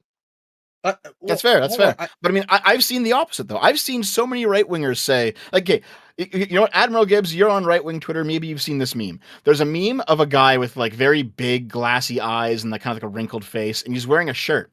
And the shirt says something like, "I'm neither left nor right, but I would never, ever, ever, ever agree with the right on anything." You know, and it's like there's this perception on both extremes of the spectrum where the people who are in the middle are always coming after you, but it's just not true. It's just not the truth. I might want to push back just a little bit there, though. So when you say that, I don't know that I have seen that meme, and I feel like I'm pretty deep in the trenches on the meme circuit, and so I feel like I would have. But I believe it's You can out find there. it if you want. I'm sure it's pretty easy to find. Yeah, I mean, it sounds like any plug and play meme. I believe it exists. Like that's not really what I'm going with this. I think that the issue though is, yeah, the right wing has some people that are like that. However, I think overall we're much more like, hey, listen, they hate you too. Just come join us and we can work on things we agree on, and then we can worry about the other stuff later. Versus like the left seems like, oh, you're a centrist, fuck you, bitch. Like I feel like the right's very much more like, oh, you're an economic conservative and you're a social lib. Hey, come over here. We can work on the economic conservative side. Oh, you're a social conservative. Well, we got something for you too. And then I feel like that's kind of what they're much more willing to do. And like as opposed to what you're seeing, I think maybe it's because you're further left in some. I don't know. So I think I think if this were pre-2020, you'd be completely correct on this. But I do think that recently the right has gone down the same sort of purity spiral pathway the left used to go down. I've seen so much right-wing infighting right now, especially between like some of the big names of people. Like right now, the big infighting are like the H-1B visa tech bros versus the America First nationalists, and they're eating each other alive right now. So I think the right is falling into the same pitfall. Okay. You're not wrong about that. Okay, I'm going to I cycle a think little bit out. Thanks for coming, Black Rainbow. I hope your questions got answered. Uh-huh. Yep. Guys, We'll talk later, Dev. It's good to talk to you again. Yeah. Hope you've been good. I can't see my camera like when it's on. So You're I thought I was, fine. like, Your fixing camera's myself. on. Okay. Oh. We No, I can know see now. you now. We can see Yeah, you fuck. now. Okay, you're live, gang. We got sorry, the OBS is making them abbreviating your names, so we have Z and S here. Wait, Okay. actually, just real quick, Smug, are you here to talk about that fucking thing you've been bugging me about for 3 months? Yes. Yeah! Let's go. Are Let's go, you? Smug. Yes, I haven't slept in 2 days and I'm ready. Let's Oh my go, god, I Smug. haven't fucking looked into it yet. Well, You were the can one you elaborate talking for the about audience? Twitter for Smug, 2 hold on, months just real before quick, I please. mentioned it. Smug, what do you got? Oh my god. Oh my god. Okay. Okay, yeah, go ahead, Smug. Okay. There's a cluster chart that there's a cluster chart from a study that Dev was talking about on Twitter a while ago, where the Twitter post was about a cluster chart showing higher diversity of thought on the right and more clustered, more tightly clustered, less diverse thoughts. I on the remember left. this chart, but go ahead. Yeah. Yes. And Dev came out with his little image where it was with a top bar graph of the part that was blue and a top bar graph of the part that was red, showing that if you did it left to right, the blue part occupied a larger part of the spectrum, therefore it was actually the left that had a higher diversity of thought. I'm not sure if I said it quite like that, but I know where you're going with this. Go ahead. It's been a busy week. If I say something wrong, please correct me on. Yep, that's fair. The first thing that caught my attention was the image that you posted, the cluster graph that you posted was slightly different from the cluster graph that was being used by the original poster saying it was the right that had more diversity. There were more colors involved. Some of the dots were different colors. I actually pulled up the study, looked into it, and you made one key mistake on it because both charts are in the study. Okay. Whenever you're What's the going mistake? through it, you attributed the wrong meanings of the colors to the wrong chart. Dev, can you answer for your chart crimes? Oh my god. Okay, let me see here. Figure 2. Extracted attitude network. A is the one that's more colorful. It's a the visual one that you used, representation yes. of the extracted attitude network, revealing a distribution of 40 attitudes in 2 clusters. Dark blue is strong disagreement, pale blue is moderate disagreement, gray is neutral, orange moderate agreement, red strong agreement. And then B, 2 attitude clusters, depending latent Democrat and Republican. Oh, I know. You know what? You're right. Yeah, I see what you're saying now. No, you're correct. We get a concession? Let's go. If you're yes. willing, yeah, okay, that's all. Just okay. You've been held accountable for bad research. We are good to go. Oh my god. Held issues are resolved. accountable. Okay, we punished him. I'm not sure if it changes my core point that much, You but can yeah, disagree with the conclusions of the study. I have no problem with that. But the Okay. study itself did say the opposite of what you were saying. The study can Okay, be fair. wrong, but that is what the study said. Fair enough. Fair enough. W interaction. Sorry, just answering your Very important productive. DM. real Surprisingly quick. productive. Okay. Well, I Go ahead. to piggyback off that, if you Go ahead, you will, please. like I know that there's been a criticism from the right on the left that all y'all's content seems I don't know, for lack of a better way to put this, manufactured, organized, and I think there's a bit of this I think that study kind of reflected that, where it seems like there's a message that the Dems at the top and the organizations around them are pushing all the way down to the lower streamers, versus on the right, it seems like there's very much like we're all in this for our own self-interest. Like I'm like a Texas conservative. That's a little bit different than like an Ohio guy, or like somebody from Florida. We all have different stuff, and we're all the same kind of camp. And I find that like the messaging is even more diverse on the right, like as opposed to like, do you disagree with that, or do you think that the study was correct and like that mimics real life? I mean, I think that's true, yeah, but like the whole diversity of thought thing on the right is like, okay, yeah, sure, but the diverse thoughts they're having are like whether or not women are people. So I don't know, like the debates happening on the right are not Ew, necessarily high no. quality debates. I would like to bring up Nobody's one of having the- that. I'd like to bring up one of the lines from the conclusion of the Who's study, having that if that's debate? okay. Hold on, Go just real ahead. quick. Hold on, just real. I'll let you in a second, Smug. But who's having that debate? I see it all the time on right wing Twitter. That women are people. That women are people. That whether women can vote. They don't deserve the right to vote and Oh, stuff. they You can know, vote. Okay, like okay, You've seen that yeah. debate, yes? constantly. So I've seen that debate, yeah. I hang out. Okay, listen. These I hang fears, out. it's very common for them to have a meme, which is just like repeal the 19th every time a woman comes on panel or something. Like they mean it. They're not joking. Okay, listen. I hang out in right wing spaces that are so far to the right they view Trump as a leftist. Okay, and these people are talking about like the esoteric differences between classy and degenerate forms of anti-Semitism. Okay, so like there's absolutely a lot of disagreement on the right, but it's all fucking retarded. oh my god, bro. Oh, okay. So I do feel like there is a lot of like Trump specifically aligned messaging that kind of goes down through a very narrow pipeline. Well, I did. from like I the did. Jack Yeah. Posobiec and these sorts. And I did interrupt Smug, and I apologize for that. But Smug, you had a thing, No, you remembered, so we're all good. yeah, contention you wanted to bring up. So go ahead. So, yes, so just going back to the study, just because it's topical here. From the Mhm. conclusion of the study itself, verbatim, the Republican cluster includes some surprising issue positions that, under interval assumptions, might be assumed to fall into the Democrat cluster. I'm not going to say that the right doesn't have some absolutely whack job positions, but there Okay. is also a large amount of formerly 90s, 2000s Democrat positions that do roughly fall under the broad, maybe not MAGA, but at least the broad right-wing banner at this point. Yeah, That I could think be I shifting. think I That generally could be agree with shifting, that. Yeah. especially over the past year. But I think I currently, a generally agree lot with of that, yeah. previous Democrat positions have been folded under. Yeah, so like in the 90s and 2000s, liberal center left positions, they're like free speech and open inquiry have kind of been co-opted by the right because the online left, at least, and certainly parts of the academic left, moved away from them throughout the 2010s. And I mean, I experienced that. I was in academia in the early 2010s, and I experienced a whole bunch of left-wing dogmatism coming into the academy. So like that's true. That absolutely happened for sure. I know what you mean. And also, just piggybacking off that real quick, I promise, is the study talked a lot about the ostracization mechanisms of the left and how deviation from those points will very quickly get you ejected. While there is definitely attempts at that by the right, I do not feel that the right has been nearly as effective in doing so.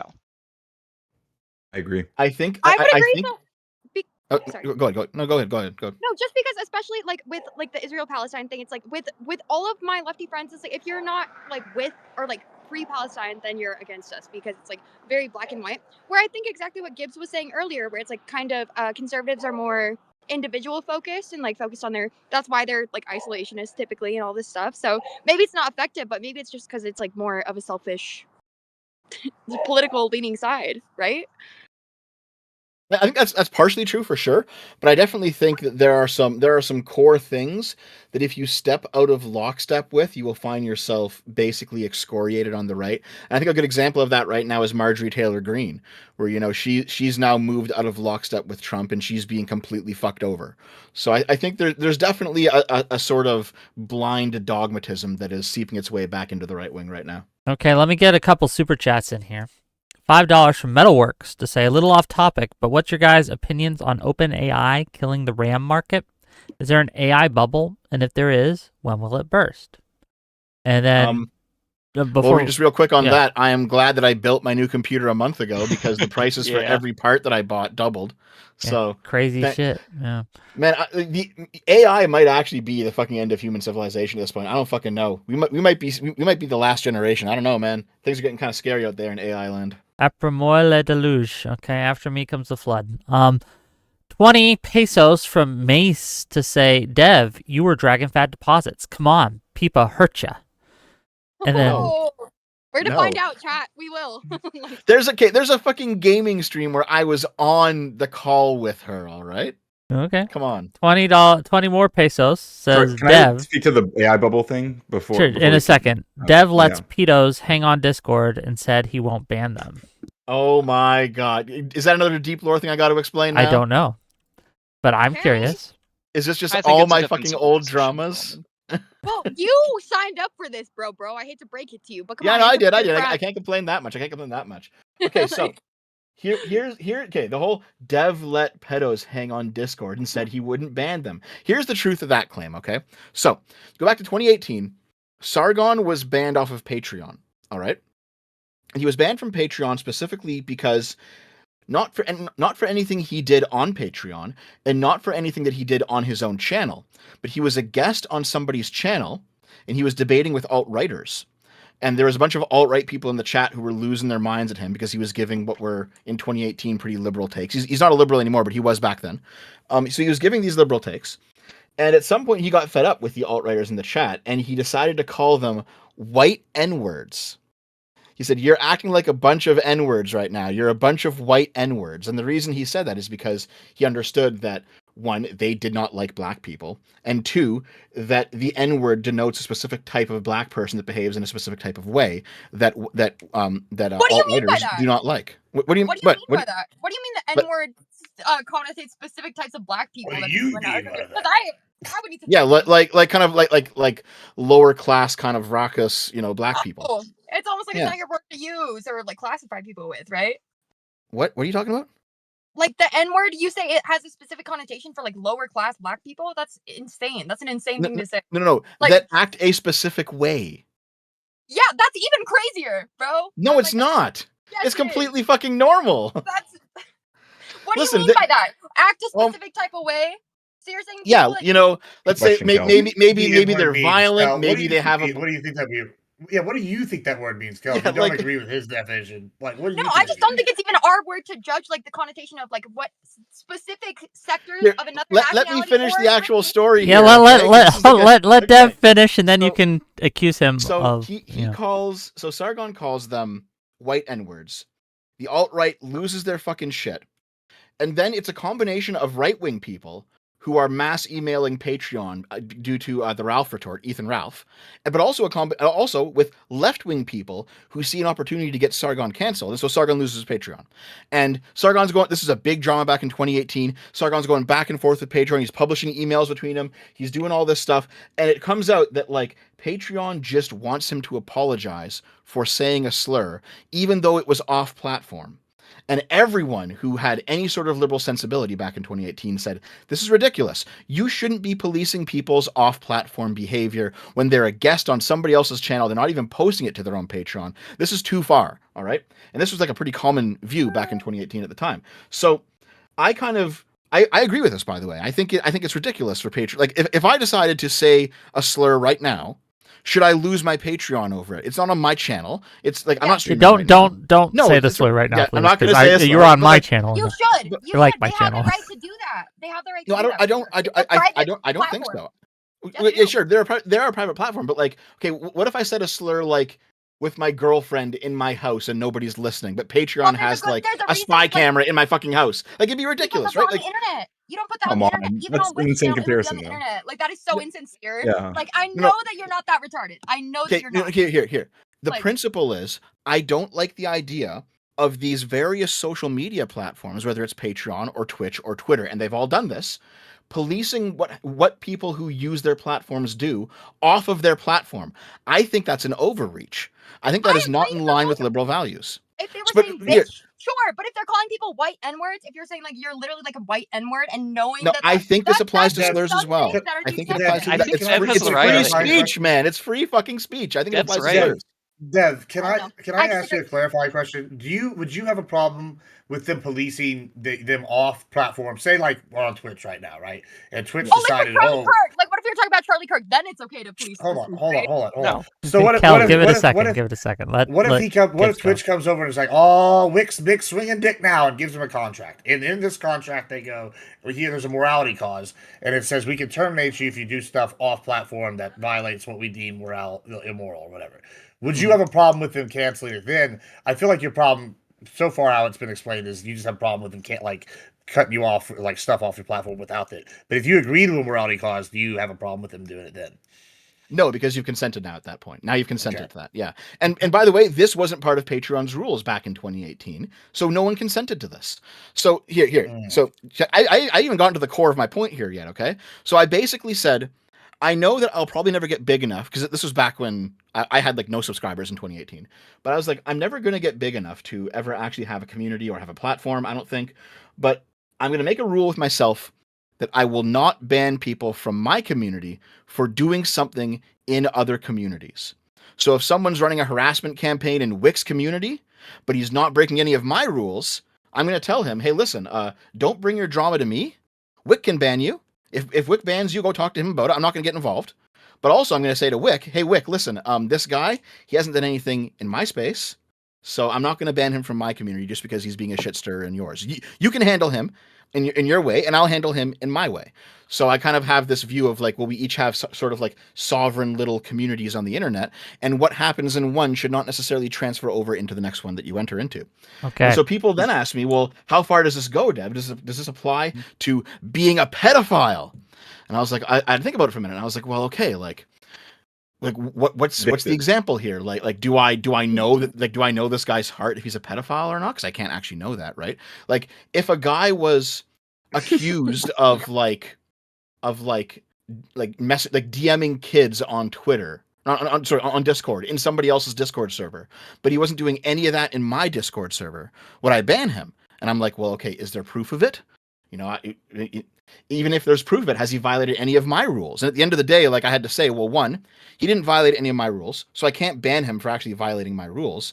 But I mean, I also probably wouldn't want to personally associate with a person like that, right? Just on like an individual level, where it's like, okay, even if you're not fucking around with any kids in my domain, you're doing it somewhere else, and I don't know if I want to be around you. It was that sort of thing. This is very interesting. It sounds like you're describing it as a brand risk. I was Not thinking the exactly a same brand exact risk. thing. No, not exactly a brand Yeah, risk. It's more of it's more of like a personal moral thing, where it's like, I don't know if I just on a personal level want to be like around that kind of person. Okay. Fact. Okay. I want to. We're gonna cycle out a little bit. So thanks for coming, Sumo. Or I'm sorry, Smug. I don't know No, why. no, I no. called I'll let you. Thank I'll you let for you. having I'm me. sorry. Cold. It's getting dark, and I don't have any Kill. lights in my car. We'll see you later too. Thanks again. Nice to meet you. Cool, bye. See, man, what was her deal? She's just like parked Kel- on a side Kel's, street, kind of going Kel's nuts. comes Kinetic energy. around every now and again. She's cool. So let me get some people in here. Okay. Anyway, that is where the whole like Dev lets pedos into his Discord server thing. Noted. Because I was like thinking about it for a while. I was like, well, like if he's not doing anything in like my jurisdiction, is it really correct of me to say, hey, you were being a pedophile somewhere else? Now I'm gonna crack down. Like, it sounds kind of weird, doesn't it? You know, like I don't know. I don't know if that sounds different weird thing to though. do. Like if I knew that Gibbs was like messaging little girls, I probably would ban him, even if he Well, didn't sure, but, message like- little girls on my server. Well, okay, I would hope and you you know would what? do that, right. And you know what? I probably would too, actually, because but again, that's like a personal thing where it's like I don't like that. However, like Wick, I don't think you have a written rule in your community that says, you know, rule number 1, you can't be a pedophile. Yeah, that's anywhere true. in I the don't universe. have that It's rule not there, specifically yeah. written, but there are some understood rules like that are just understood. That's rule right? number 1 on my Discord. We put the no pedo shit. I didn't. Bro. It's I like don't one of want- those things where do I have to that write shit this as a far rule? away. Like, is this something that we have to be told? No, listen, like, and listen. it's listen, this I old joke. completely Just real agree with quick, it's you. this old joke that we used to do because we would get like weekend briefings before we went on out for the weekend when we were on military bases and stuff when I was in the military, and we'd always joke that if they forgot to tell us like not to rape people, that it was okay to rape people. Like they're like, oh, SARS shouldn't say it wasn't, that we shouldn't go out and rape people and things like that, because they would always list a bunch of stuff that we shouldn't do, like no drinking drive, no this, no X, no Y, no Z, and so it was just like Sure, yeah. kind of funny. Well, the way that I view it is like, is it really correct if you have a rule that applies no matter where and when you are, right? Because I think if it comes to countries, we wouldn't accept this, right? Like if you, it's like here, America passes a law that applies to all people everywhere, even if they're outside American jurisdiction. Like that would seem insane. I think to all of us, that would be kind of crazy, wouldn't it? Maybe a little. I'm not sure if it's too insane because I'm a big Pax America guy. Like if I Well, think yeah, okay, yeah. But like here's a great example, right? Like right now, France has a law where if you're a French citizen and you go overseas and you have sex with someone who is of age in that country but not of age under French law, when you get back to French territory, you will be tried and convicted of like molesting a child. And it's like that seems kind of that seems a bit fucked, doesn't it? does it? I think so. I don't know. If I would be okay if America passed a law that says, hey, even if you go to Thailand to do it, if you're fucking 12-year-olds, we're going to prosecute you. I'd be okay with that law. Yeah. Let me look this up real quick. Yeah, I think I'd be okay with that. To be globalist, right? Would you not be okay with that law? Would you not be okay with a law that said, hey, it doesn't matter where you do it, if we have evidence and solid proof and you have a trial and all that, right? I'm not talking like extrajudicial shit, right? We'll put you on trial. We'll present the evidence. They have to convict you in court beyond a reasonable doubt. But if you go to Thailand or China or one of these other countries to fuck 12-year-olds, we will hold you account for that. Well, how about this? The age consent federal level in America is what, 18? It depends on the state, honestly. Well, sure. Okay, so a state that's where it's 18. Sure. In Canada, it's 16. If someone who comes to Canada and has sex with a 17-year-old, should they get charged with it? Depends. It depends. I think that yes, honestly, if I, a 42-year-old man, was going to Canada to fuck 16 or 17-year-old, then I should face prosecution. How about this? How about this? Weed's illegal in most of America, right? Yeah. Well, sure. Wick, let's explore that scenario. Like you just said, if you were explore going the scenario of to me going to Canada to fuck 17-year-olds. Let's just hold on. Let me just hear me out. If you were going to Canada, you're not doing so yourself hold a on. favor. Hold on, I just want to see like where the line is here. We got okay. So if you're going to Canada for the express purpose, I agree. Okay, cool. You groomed them. That's sus. Like okay, they're like you're trying to hit some gray area. You know, that's hold on. If you were okay with that, would you be okay? Like if you're okay with the 42-year-old man going, or someone who's like even 25 or whatever, going to Canada to fuck a 17-year-old and then coming back and facing no repercussions, would you have that same stance? Say I found a 17-year-old here in America and I was like, hey, I want to fuck you, but I can't legally. So let's go to Canada first and then I'll fuck you there.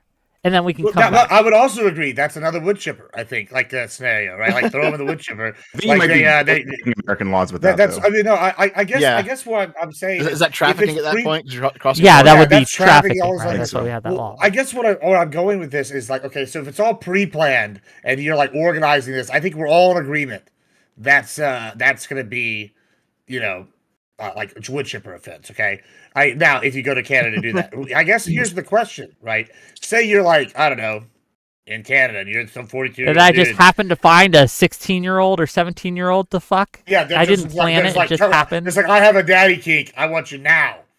Like yeah, you know, I still think it's okay. Like, let's just say hypothetically, they're like you, me, Benjamin, right there. Are you wood chippering that person? I think that they should be prosecuted. Yes.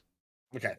This sounds like the Johnny Somali scenario where like this guy went to Japan and acted like a buffoon or something, and he was there on like a visa or whatever, and he got arrested by the Japanese government for committing a crime in Japan, but he didn't get sent to America to be prosecuted. You know, it's a different scenario, but right. So here's what I was saying earlier, though, is that like weed is legal in a lot of America.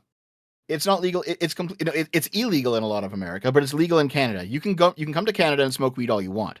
Should you then, like when you come back to America, assuming that like the American government has a videotape of you smoking weed in Canada, should you be charged with some sort of drug offense?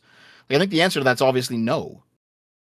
I would say personally no, but I also don't think that it has to be universal, right? I don't think I have to agree with all all laws applying in every country to acknowledge that some should, right? I don't think I see no reason I have to accept both.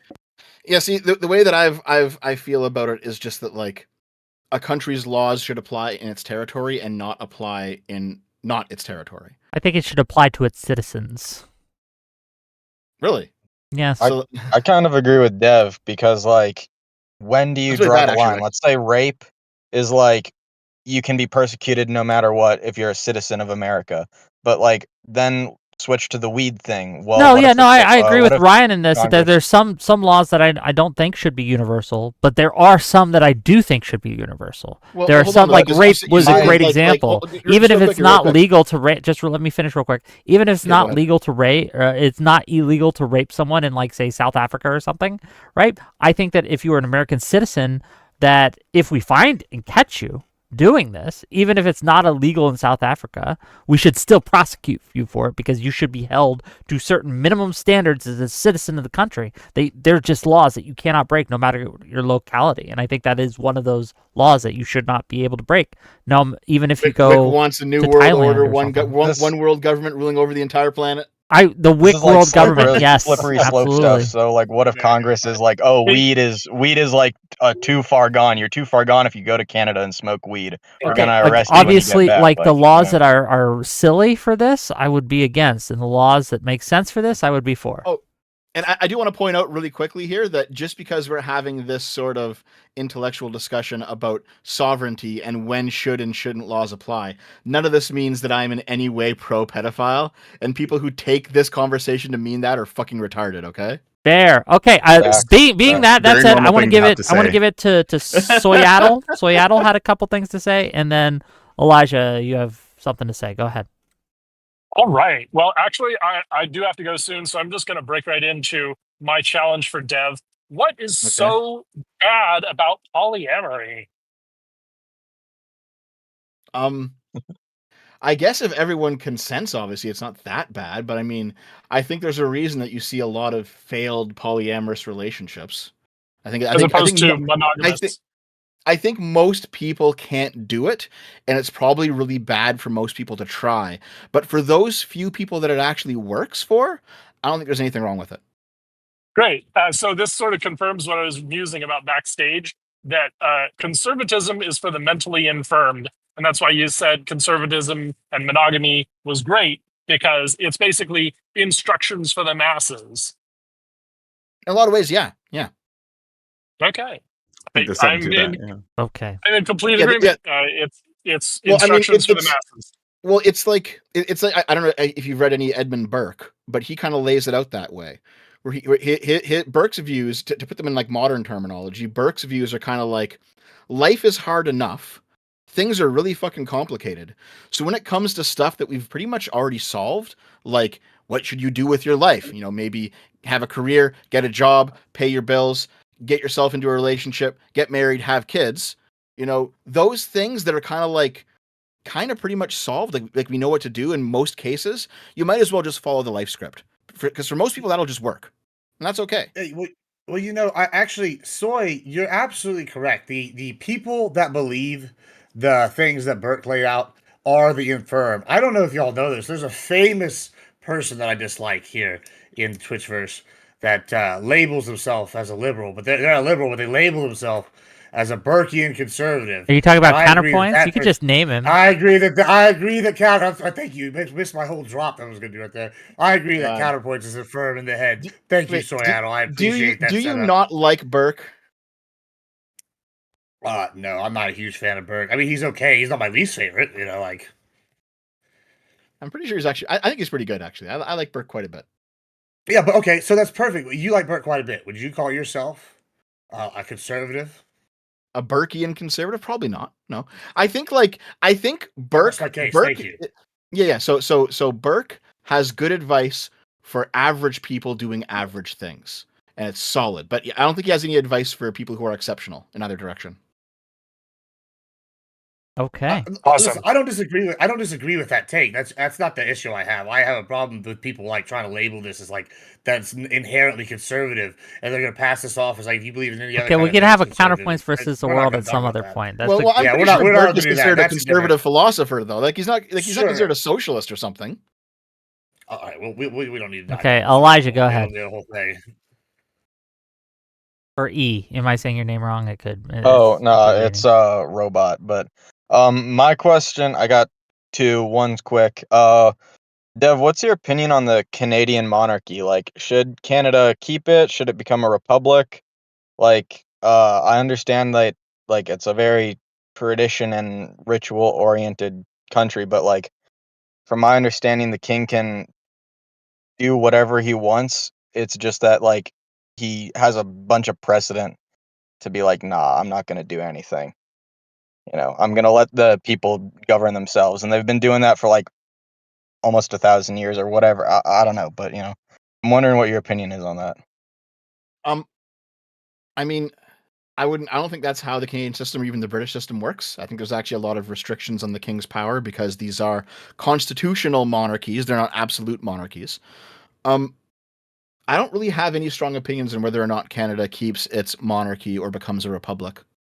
I don't really care, to be honest.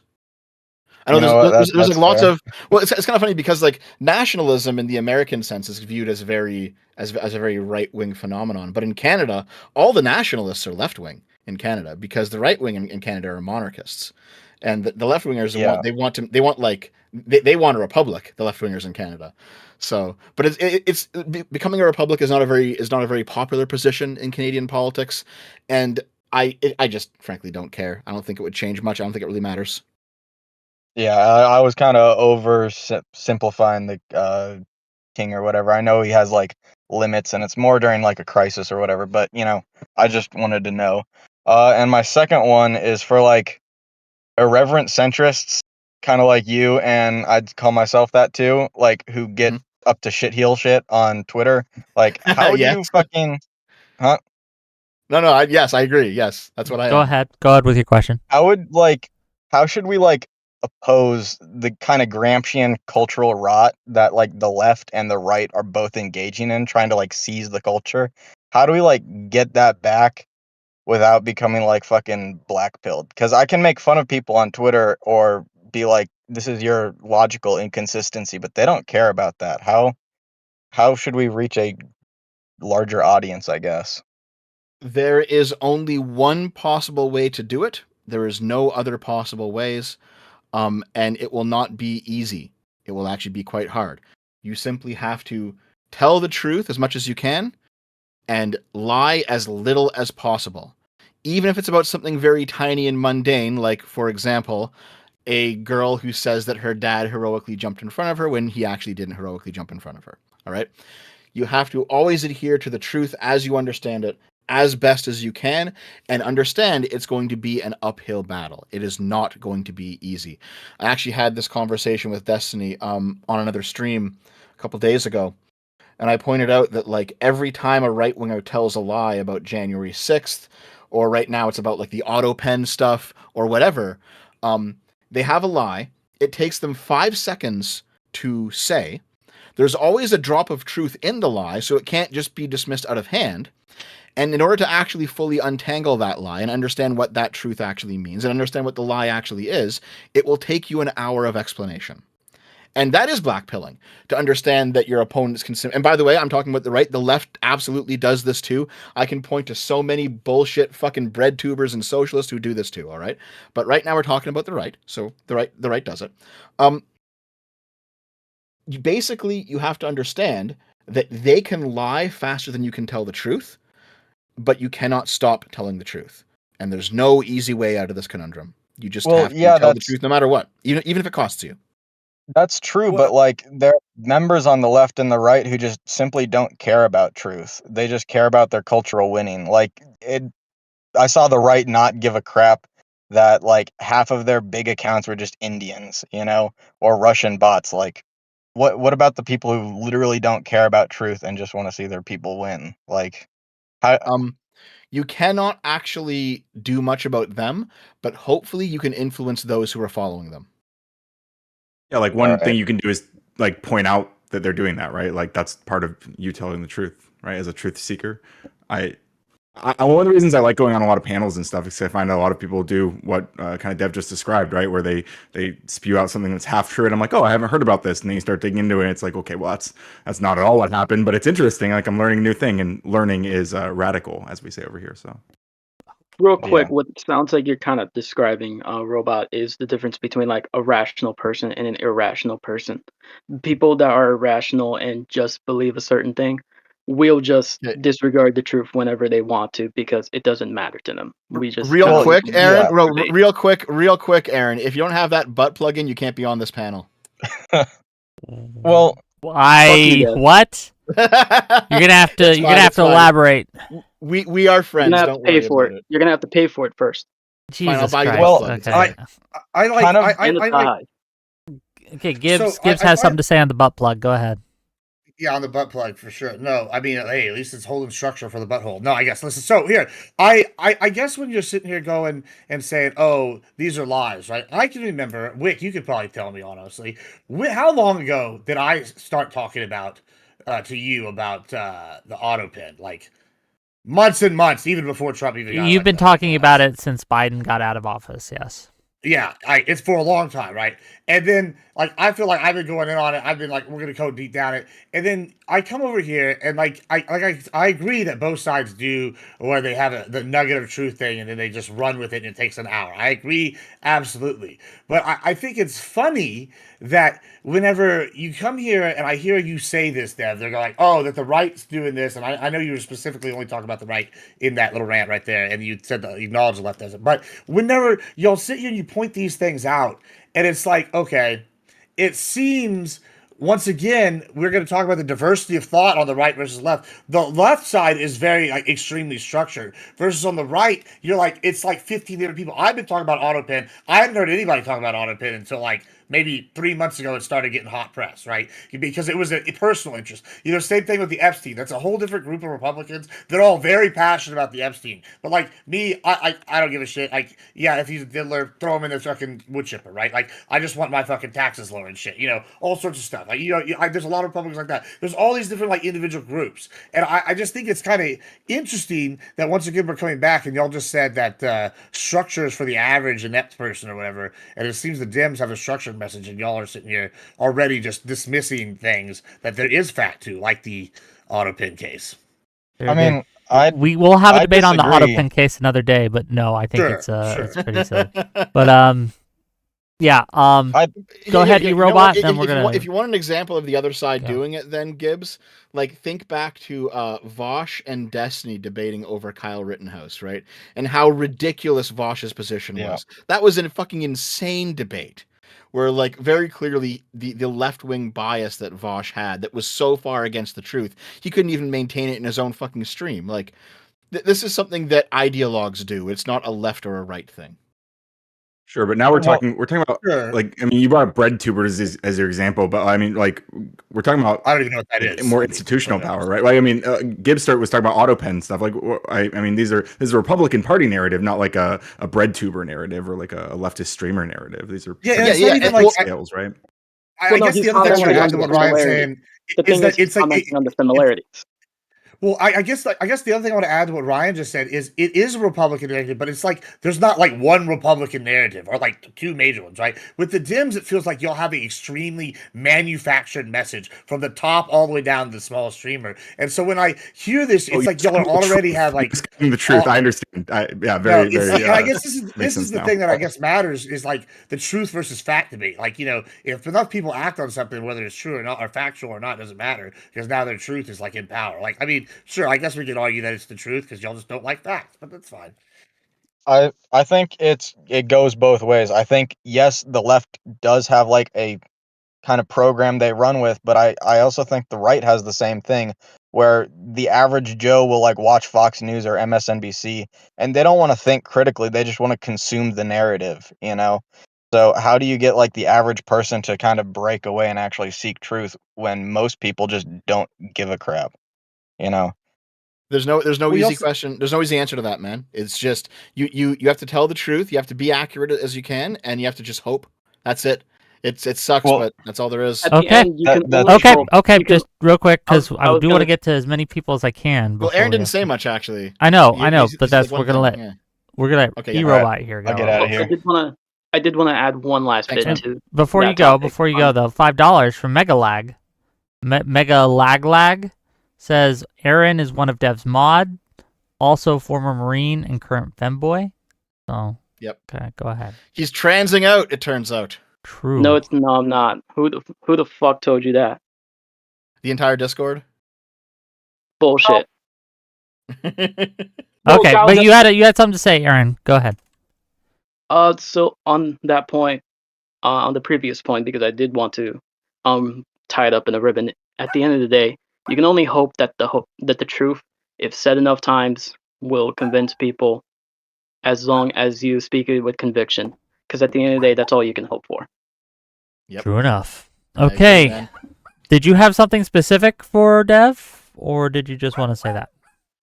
No, I actually did have something. ahead. So I think generally my only current contention with UDev is your housekeeping, as far as community stuff with I know I'm very with the lazy. whole I know. drama with all the drama like between like Kirsch, Aiden, blah blah blah, and like the whole VTuber stuff. Like you already addressed the VTuber stuff like way back when, but I think you've kind of dragged your dick a little too long on the responses that you should probably make to all the allegations against you, because like it's like you can't go into any community that knows you or even interconnected with you without being berated for even like being connected to you. And half the time it's always about a bunch of lies that can't be substantiated, and like because you've dilly-dallied on the responses, it's gotten to a head point. No, I understand, and you're correct. Like this is one of those things where it's literally just laziness on my part, and that's all it is. Like Wick, I know this is outside of your area of the internet, but I mean, there have been a number of allegations against me, not sexual ones, but like just allegations of like, oh, this guy's a No, shit. some. Oh, really? in the- Oh, okay. What are some of the Just mainly- sexual allegations against mainly Dev? mainly like if I join a fucking server or whatever, it would be like go back to your lolly pedo defender, blah blah blah, and go back to your lolly chaser, blah blah blah. Okay, yeah, but Oh, those- that's probably going to be me being friends with food shops, right? Yeah. I'm gonna assume that's what that is. That's some pretty Relatively short strong and allegation. basically people saying that you're defending Destiny when, if anything I've seen you say that it might look good for him in the case, but there are some things that are definitely worth critiquing. Oh yeah, no, I have very strong critiques of how Destiny has handled his personal life with regards to who he decides to share sexual experiences with. You can probably deploy a little bit more wisdom in that regard, I think. It would have saved him a lot of heartache and headache. But my take on that was that, yeah, we can critique who Destiny decides to share nudes of and who with. Maybe he shouldn't be doing some of that stuff. That can be pretty bad. But also that the opponents of his in that case are absolutely fucking unhinged and weaponizing the justice system against him. Like those aren't like those two takes aren't necessarily like contradictory. I think that's actually the correct thing to say about Destiny's case. No, I agree, and I also think that there's a strong chance that Destiny has CSAM on his own data, since he basically just kind of willingly admitted it to Willie Mac. Well, okay, so here, new information on that came out today, because I've been keeping up with this, because I intend to make a video on this at some point. But once the entire court case is done, I'm putting out a giant fucking video on this. What's the new information that came out today? The new information that came out today is that the Rose person wasn't actually real at all. Destiny never actually spoke to Rose. Yeah, Rose wasn't real. Destiny never actually spoke to Rose. She was actually a trafficking victim by the guy who he was talking to, who was pretending to be Rose for several years, and he was making her take various photos to be used in the catfish against Destiny. And this all came out in court documents like today. Crazy shit. Well, yeah, but Okay. he was still receiving images of this person that was supposedly Rose, and many of those images are probably of a minor. It's currently like a trafficked minor. It's not unknowingly, confirmed what age she presumably, was. Yes, But yeah, and either way, he didn't know, right? Which is kind of the important part. Like, if someone He sends you he a probably picture didn't of know at the time, but now that we have hindsight, and now that we have like several years since then, he probably has had a chance to just get rid of it, but he hasn't. well, I mean, first of all, you shouldn't be deleting things that might be necessary in court. Like, you can't just get rid of that shit. No, like before the court thing even happened, he had the ability to get rid of it because it's been sitting around in his banks for years. in his like Discord DMs, you mean? Like, if you scroll back far enough? Like in his in his drives, and because he said that he had copies of everything. Okay. You know what? I actually don't know where the law would fall in this. Like, if you have child porn on your hard drive, but it's actually relevant to a court case, and so you can't delete it because it's evidence, what happens to your hard drive? What happens to you? That's kind of a tough. I don't know where that goes. I think you have In the case of during a court case, that is tampering with evidence, yes. But I'm talking about before. I have this no even idea, became a but thing. this isn't Destiny versus the world. This is Dev versus the world, right? If Yeah, so Destiny wants here. to come on and answer for his CCM You're getting a crimes, little I'd love to weak, host yes. that. Yeah, That'd be great. here. To speak what you're talking about, Aaron, is like, yes. So like, Aiden Paladin had that ridiculous fucking manifesto on me that was like 90% lies. I should have responded to that when it first came out. I was lazy. That's just my fault, right? Kirsch had the 300 fucking page Google document that was full of nonsense. Anyone who read it knows it's full of nonsense, but because it's 300 pages, no one's gonna fucking read it. I should have replied to that. Yeah. Even all the things that were true were pretty much inconsequential to like you, like the arguments about saying that it was you in charge of the whole gay ops shit and whatever. The issue Paladin went ultimately off is the that I've been too lazy to actually address these things, and that's completely true. I can't deny that at all. I should have responded to these things when they happen, but I'm just fucking lazy. Yes. Okay. All right, that's pretty much all I got. Appreciate it. Thank you for coming in, sir. Okay, other guy, M. What do you having me. got? Thanks, Aaron. All right. This is less a debate, but more of a question. I've been wondering, has something happened between you and Lilith? Is like she's in no video at all from you for a long while, or even any mentions. Fact. Oh no, Lilith and I are still friends. It's just that her real life has prevented her from doing streams or being in videos or anything. Nice Christmas tree, by the way. Ooh, very It works. pretty. Yeah. It doesn't show. But no, Lilith and I are still friends. We still talk every once in a while, but like she has a very busy personal life, and there's been a lot of things that have happened to her that I'm not going to talk about on stream because it's her story, and she just hasn't had a chance to be on stream or do anything, you know. But she's still around. We're still friends. Right. So fair enough. So to go debate, drama is fun, but this is a debate stream, I think. Stir the pot a little bit. You a few occasions Hold on, stop. Hold on, just real quick. Z, wait your turn. You'll get here. I promise. Zed, your camera's off. Your camera's off. Your man. camera is off. Okay. But go ahead, That's M, it. I was please. wondering. So.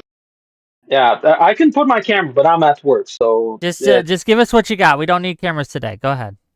fair enough.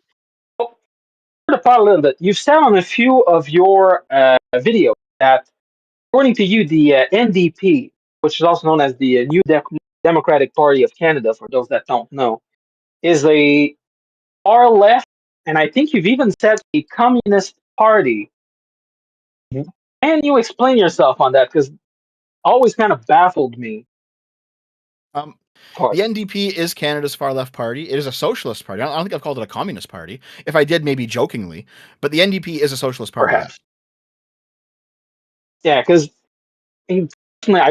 they're far left compared to the Liberals, perhaps, because the Liberals are barely left to begin with, in my opinion. But No, that's pretty fair. Like Trudeau was a progressive, and Carney is like a neo-lib, so they're like the center to center left party, the Liberals. But yeah, the NDP are like Canada's socialist party. Yeah, I think it's fair to say that.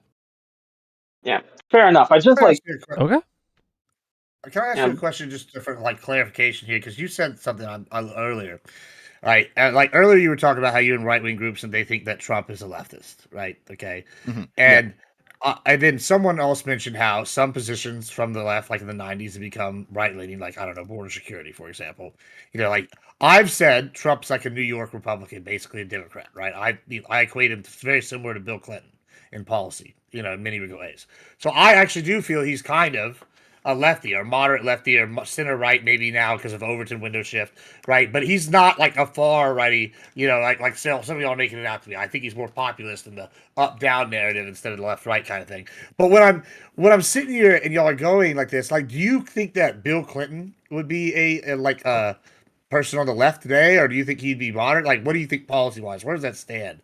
Like based off like how you're like just so I can like figure out your range. There is a problem with using left and right the way that we're using it, because Hassan Piker would call Bill Clinton right wing easily. It's not even a debate for him, right? Here's the thing: the position that Like I you said, have. where do you rank him? Yeah. So I think like Bill Clinton is like center to center left. Yeah. I think the problem with your position, this idea that Trump is a 90s Democrat or a 90s, I hear that all the time. I'm not actually radical. I'm just a normal guy from 20 years ago. I hear that all the time, right? The issue with that is that no 90s Democrat would ever in a million years have dismantled U.S. aid. That would not have happened. Bill Clinton would have never done that. Al Gore would have never done that. Obama would have never done that. John Kerry, whoever, they would have never done that. The fact that Trump has done that means that he has moved out of that 90s liberal paradigm. The position that you have might have made sense in 2016. Actually, I think it makes a lot of sense in 2016. It does not make sense now. I think things have moved beyond that. Yeah, I don't really see a world where a left-wing politician flashes into social services. Like the left wing's big idea is like the daddy state, the caregiver state. Like the moment you go into searching that, you can't call anything left wing, personally. What do you mean? Well, I think, me, I'm from Quebec. So from a Quebec politics standpoint, looking at the Liberals and Quiet Revolution, like the left-wing revolution of Quebec was based on increasing social services, taking all of the things that the church used to do, housing the poor, feeding the poor, teaching people, and putting all of that into the public. You take the energy, you make it public. You increase the social services, you make the government handle almost everything as much as it can. So to me, that's like a core tenet of left wing. So the moment you start slashing into those, the moment you start talking about giving things to the private, you're not left wing. It's over.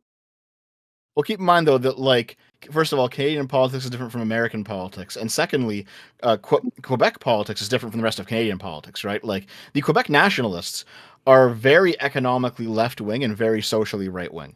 When you start talking about those kind of groups, these distinctions start to break down a bit. They stop being as useful.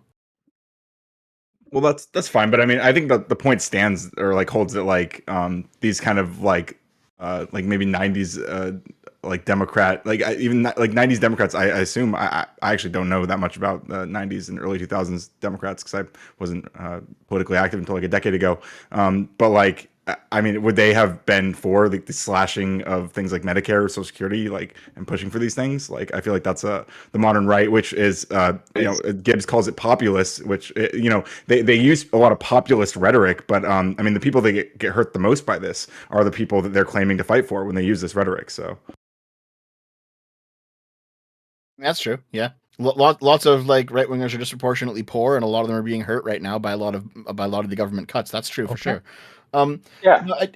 I do think that the populist right is truly populist, though. It's not simply only just adopting populist rhetoric. I think there are actual populist things the right does.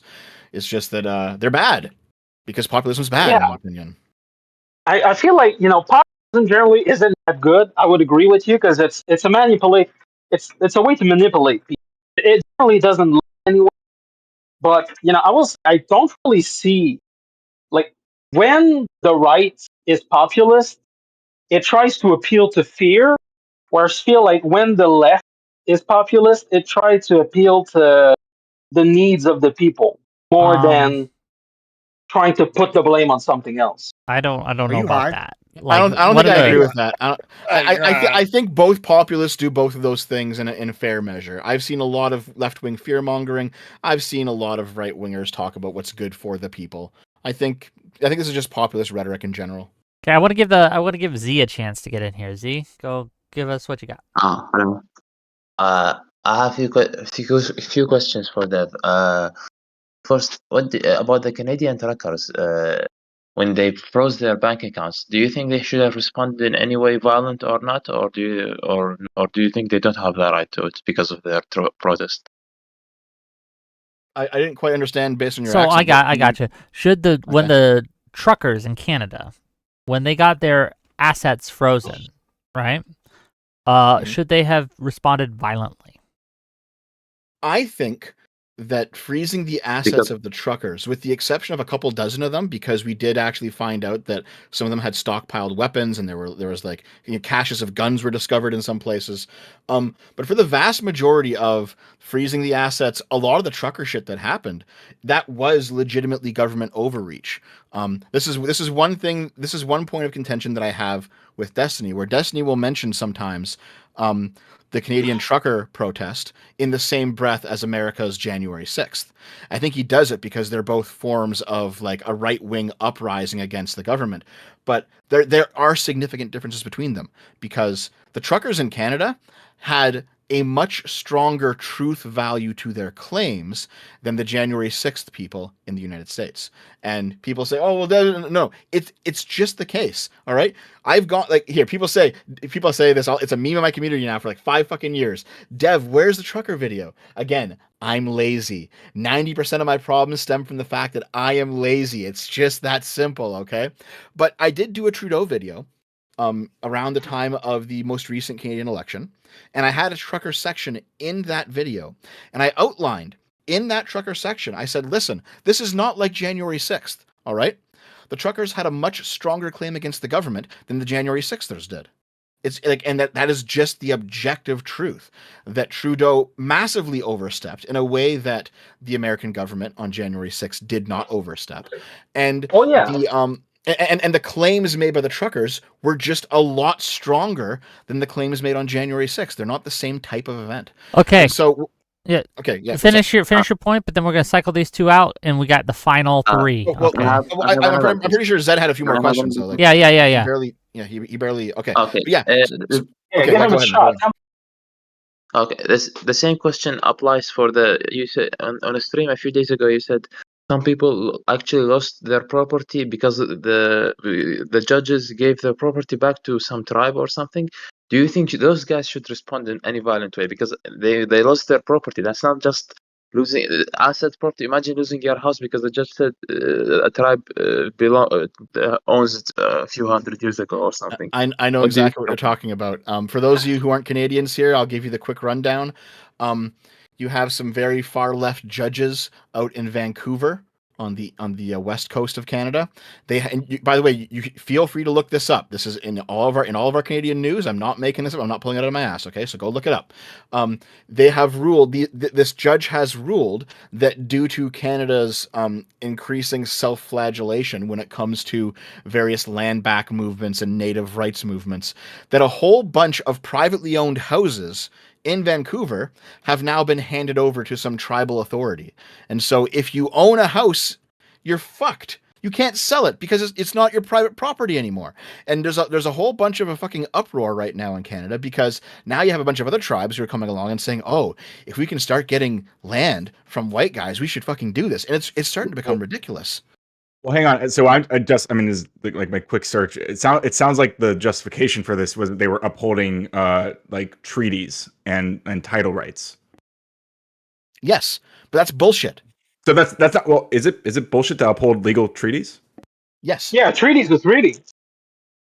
No. It is bullshit. It is bullshit. Yeah, you know what? You know it is bullshit because if we don't uphold the water treaty with Mexico, and Mexico's not upholding their, we should be invading them because they don't uphold the water treaty with Texas. Do you agree with that, Radical Cutter? We should invade Mexico because they're not upholding it. Well, they're not upholding it. So, so here. Let Dev finish his point. Let Dev finish his point. So let me put it this way: like imagine if a whole, like just large swaths of the United States was given back to tribal authorities because of an ancient treaty from several hundred years ago, right? Like, even if it is on paper correct, and even if you think it's morally correct, it would destroy your society. All right, it would destroy it for nothing. It's one of those things where like, okay, yeah, we can feel bad about the fact that white people managed to conquer and subjugate and implant a new society on top of the bones of Native Americans. Fair enough. But at this point, if you're going to start taking houses that people bought fairly and they believe they were engaging with the system in good faith and doing the right thing, you're going to take that from them and give it to a tribal authority because of basically you're establishing a new precedent from a treaty that hasn't been enforced or respected for several hundred years now out of some sense of I don't know, racial equity or some shit. Like, you are going to destroy your society doing this. And I think Canada is going to start going down a dark path if they do this. Because, yeah, you know what? Here, I'll just grant you the case that on a basic moral level, pretty much all of Canadian territory should be native territory because white people. I'm not even talking about that. So but like, to be we conquered it from them. It's ours now. To push on that, like what I'm curious about is what if these judges, their ruling is like they are reflecting, like upholding the law as it's written. Like, do you think that they should make what you deem as the more practical ruling, even if the laws don't align with that? Like, because it's unreasonable from your standard to give land back to these people. I think if this happened to me and I lost my house because of this, I'd go crazy. Let's face it. You lose your house because the judge said you lost it because of a treaty, you'd go crazy. Especially if you bought the house with your terrible. Yeah. No one's saying it feels good to lose your house. Like, that's obviously. Yeah. Now, do keep in mind in Vancouver, and Vancouver is a city, and any loss of Vancouver is a win for Montreal, which is objectively a good thing. Listen, Vancouver is one of the most expensive places to live in the world for a reason. Like, it's actually a decent city, to be honest. But just before you go, $5 from No Fucking Way to say this Canadian is making a great case for why XX shouldn't vote, just XY. XX can't build stable societies. XX is giving away houses they don't own. Anyway, go ahead. So here. If it turns out that like the judges, it just ends up the judges have their hands tied and they couldn't rule any other way per the letter of the law, then it is now Parliament's responsibility to come in and to sign a new law to give the people their fucking houses back, because it's what has happened, in my opinion, is ridiculous. Now, if it turns out that Canada is just going to be ruled by like the most, the craziest right-wing boogeyman version of like an anti-white regime that just wants that wants Canadians to self-flagellate. If we get to that point, then I think Canadian society breaks down at that point, man. Like, I think we're fucked if this doesn't get overruled somehow. New panel: should we take in the Canadian refugees? Okay, or should we close our borders? Hey, do it. Absolutely not. They're not sending their best. They're sending. Picture this: you've worked hard in your life. You bought a house finally, and some judge out of nowhere gives your house to someone else. Don't you go crazy after that? Let's face it. But this already happens in like normal society. Right? There are legal rulings. Yes, there are legal rulings that repossess property and that change ownership. Like, this happens. I'm sorry. Yeah, that's eminent domain. Of taxes. I guess Ryan, what I'm asking. Let's see you finish. See you finish your point quickly. Oh, imagine you worked your whole life. You bought a house. You didn't do anything wrong. Yep, and then it's taken from you. Getcha. I got you. We got your point. Yeah. It would feel terrible, and I would expect some sort of restitution, ideally, right, from the government. Can I complete the point? And out of nowhere, a judge says your house belongs to some tribe because of a treaty of 100 years ago that you have nothing to do with. You bought your house. You've paid the money for the house. You don't owe anything about it, or you're still paying the debt for the house or something. Basically, the house is yours, and you did nothing wrong, and suddenly you lose the house. Don't you go crazy at that point? Come on. Yeah, I agree with you, man. I agree. Saying it's without restitution, yeah, of course, but that doesn't mean that the ruling was not legal, right? That's so I'm having two conversations. Exactly, and to be fair, like, I lived and worked in communities that were cities that were partly owned by native communities. I see, and it's legitimate. Like, it creates development. They were building housing. Like, they were improving the local economy and such. If it's just a matter of, this zone is in disrepair anyway, the value is garbage, why not just give it to a third party that they can develop and improve, create some community? It can be a win-win scenario depending on where the lines are drawn in the sand, personally. I think that we should draw all the lines in the sand that benefit me and that are detrimental to my enemies.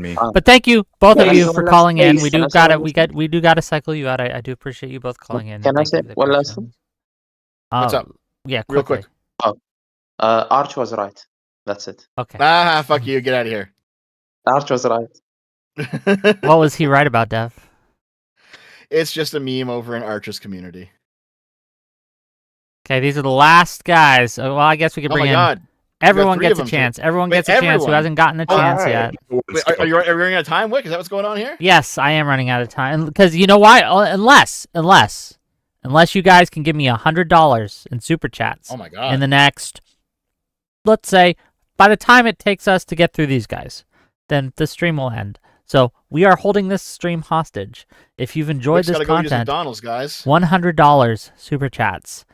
One Benjamin Franklin. Okay, that's what we need. Anyway, thank you all for coming in. We're gonna give it to, I guess, Dr. Darko first, and we'll just go around. Dr. What you got? And I'm wondering what you think the outer limits of DEI should be. Like I know that, or as someone who's watched most of the videos on your channel, I don't think you explicitly hate black people. And I think you'd be like, like for, like some sort of like scholarships or whatever to get, like rural black trans women into game development, if they're underrepresented. Hold on, just real quick, Dr. do you think Darko, are you just Radical Coder with glasses? Is that what's going on here? Like, you look like the Shut up. same All right. fucking person. The second I turned my camera on, no, I'm in a closet and they're not. Okay. So, listen, when it comes to DEI, I think, Wick, I was on your channel when you had David Jaffe on here, and this was what, like I 9 remember. months ago or something? Mhm. Yeah. And I remember asking him the question, like, okay, let's say you have two people who you're interviewing for a job, right? And you objectively look over all of their work history and their education, and one of them's black and one of them's white. And let's just say the black guy happens to be like 5% less qualified than the white guy based on his resume. Okay? And your company is full of white guys. Now, do you hire the black guy so you have some black representation in your company, or do you hire the white guy because he's 5% more qualified? And I said the proper thing to do is to hire the white guy because he's 5% more qualified, because the qualifications are what matter. The demographics of your team are not what matter, because fundamentally we are all the same, in my opinion. So, in terms of like DEI, if DEI means, so here's a great example. I saw there was a fucking right-wing retard named Yorch Torch Games, and he said that Expedition 33 was a DEI game because it had black NPCs in it. That's fucking retarded. There's no problem having black characters in video games, and you're just like you're a fucking like degenerate moron if you think otherwise. But if we're talking about, the ideal form of a purely meritocratic society is one in which race is not a factor.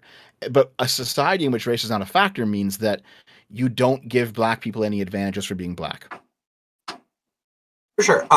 Okay, so I guess just to like kind of ground this out, when you say like 5% more qualified, say for the sake of argument, we're talking about two fresh like college grads, and one has like a 5% higher GPA than the other one. Like, do you really think that like that is truly like 5% more qualified for any given role that they're interviewing for? I mean, it may or may not be how it shakes out, because there's tons of other factors there, right? But I don't think race should be a factor. Yeah, I would agree with you that I don't think that race should be a factor, but I think if you take unknown bias out of hiring decisions, like one race gets hired at the same rate as the other race. Mm-hmm. Aren't most That sounds DEI fine to me. programs, like when they have like when we talk about equity, it's equality of opportunity of outcome, right? So the idea is that we're increasing the hiring pool, we're increasing the amount of people who are considered for the job. So generally, it's that black people are less likely to be in the potential pool in the first place, and so they're trying to expand those pools, and then they do then go from there and start hiring based on merit. It's just that they are getting the chance to participate in that path. Well, Like that, sure, that's but the goal of DEI, and maybe we can point to individual examples that fail at that, but that's certainly like what these programs are ostensibly about. Sure. I understand that, right? Like I'm not going to be the person who says a black person who was qualified for a job should not get a job because they're blacks. I don't believe that. I think that's ridiculous, right? But I definitely think there have been instances where DEI programs, whether by design or because they've been warped, have ended up putting minorities into positions where they surely shouldn't have been in those positions. Yeah. I know. So the mismatch hypothesis that. Sorry. Yeah. I think you know what I'm talking about. the thing where I forget what study it was, but a study showed that you have like a university that will have seats like slots in programs for black students only, and so they would pick black students that ended up not actually qualifying for those programs, and then after a year or two they would drop out, and now they'd have a dropout on their record, which never looks good on an academic record, and 2, they have possibly student loans to pay off, and 3, they're back where they started. So like the DEI actually hurt them in that case because they just weren't able to be in that program. So yeah, it's that situation that I do want to avoid. Yeah, and I do think so. The mismatch hypothesis. I think the data like surrounding that is mixed. I mean, I can send it to you later if you're interested. Sure. But like, and I do think that affirmative action like is like a real example of an attempt at DEI. But I don't think imperfect like implementations of DEI should discredit the whole thing. Like that would be like appealing to detransitioners to discredit like transness. I feel. No, I know what you mean. I know what you mean, but like, I still think that there was. I don't remember exactly what this was, but I have a basic feeling of it. There's an idea that if you just take people's names and photos off of resumes and then just hire the people who are best for that job or something like that, or best to be in this program or whatever the case is, that's probably the ideal way to do things, even if that means less black people get in, because you're still looking at their qualifications and not their race. Yeah, I guess maybe there's a more fundamental like disagreement here about like the like being more qualified for a role. Not to do the ultimate skeptic like Weasley bullshit, but like truly to judge someone's resume about how well they'd be a fit. It's like, oh well, like this person has a 3.72 GPA and this one has a 3.76. Like obviously they're significantly more qualified. Does that make sense? No, I know what you mean, because some things cannot come out in a resume, right? Like you could have all the great credentials in the world, and it turns out you're actually a shitty person, and you're not really that fun to work with. And like and also like different workplaces have different standards. I think people who complain about DEI on the internet, they're like dumbing down the issue into they're only focusing on one variable when actually hiring for a workplace is like hundreds of variables in actuality. And sometimes they're right about that one variable, but it's still hundreds of variables and they're not looking at the rest of it. You know what I mean? Yeah, absolutely. I guess I don't know. Here. I'll lay it out like this, right?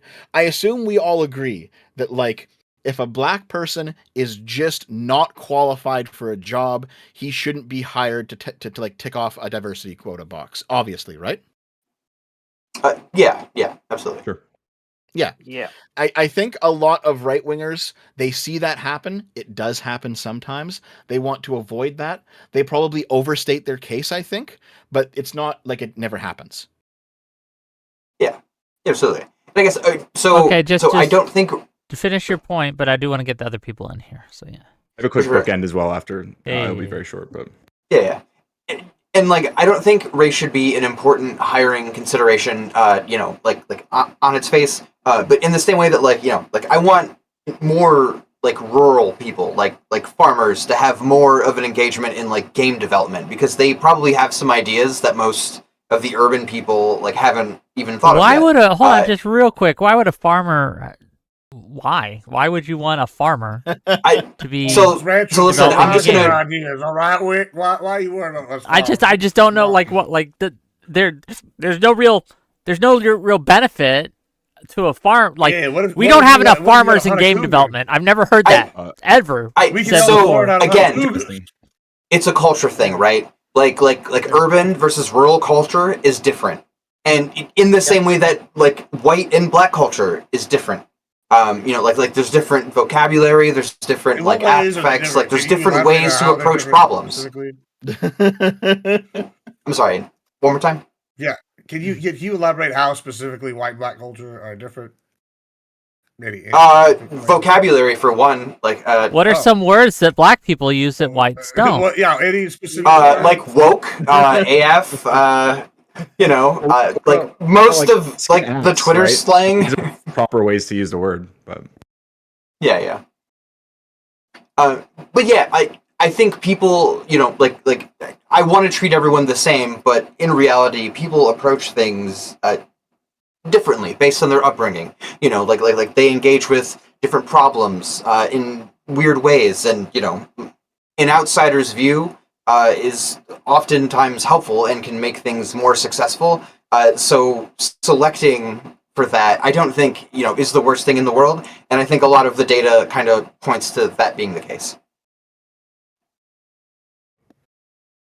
And my bookend, I was just going to add that when we talk about the, I think you guys were with the mismatch hypothesis stuff. I think we were talking about affirmative action there. I agree. There were people who probably were in a bad situation due to like being in college when they maybe weren't as qualified to do it. But I think there were also a lot of people who got those opportunities.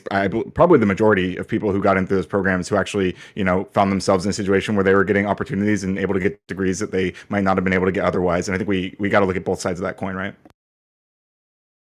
Assuming they deserve them. Yeah, I agree with you on that. Okay. Hold on, just real quick. When we talked about this a couple hours ago, I mentioned that like a lot of the old racism of like the 70s is kind of gone at this point. I do believe that a lot of it's just done and over with. Maybe it's coming back now, but I think a lot of it, at least until 2020, it was done and over with. It was gone. So I think in an environment like that, the continued push for DEI just had didn't really have much of a purpose to exist at that point. Yeah, I do you hang out with a lot of like black urban youths? Like I don't know, like are you the Black Whisperer? Can you I tell mean, us what like, the black urban youths are thinking? I do have black not friends, thinking- but I don't know about black urban youths. I don't know what you mean by that. I have hung out or so through work. I have hung out with groups of black people who like 10 to 20% of the words that they're saying are definitely English, and I can understand what they're saying after a while with some context. But truly though, like it's another language. Is there a word for that? Yeah, AAV. Or well, there's an acronym. The African American AAVE. Vernacular. Yeah, Yeah. Okay. That's not the word I was thinking of. But Okay, yeah, I do want to. You're I do want to thinking get of other a people in box, here right? though before we go that's too. what I was thinking of. Yeah. And I know that Gibbs has to go. So Gibbs, you want to give us a real quick outro, and then we'll go. Oh yeah, thank you so much for having me. This has been fun, Dad. Thanks for bullshitting with us. It's been very enjoyable. And No problem. Ryan as well. Y'all have a good rest of y'all's night. I'm gonna go yell about Venezuela now for the rest next night, and check out Wick's show next week about Venezuela. Yeah, check it out. It'll be fun, gang. Okay, see you later. All right, y'all. Thank you. Okay, so some of the rest of you, I'm a Bird, Puffin, Masta, and D. What do you got for us? All right. Well, Zed basically did all my questions there that I wanted to ask Dev about the trucker indigenous situation? stuff and everything. Oh, the Yeah. indigenous. Okay, yeah. Yeah.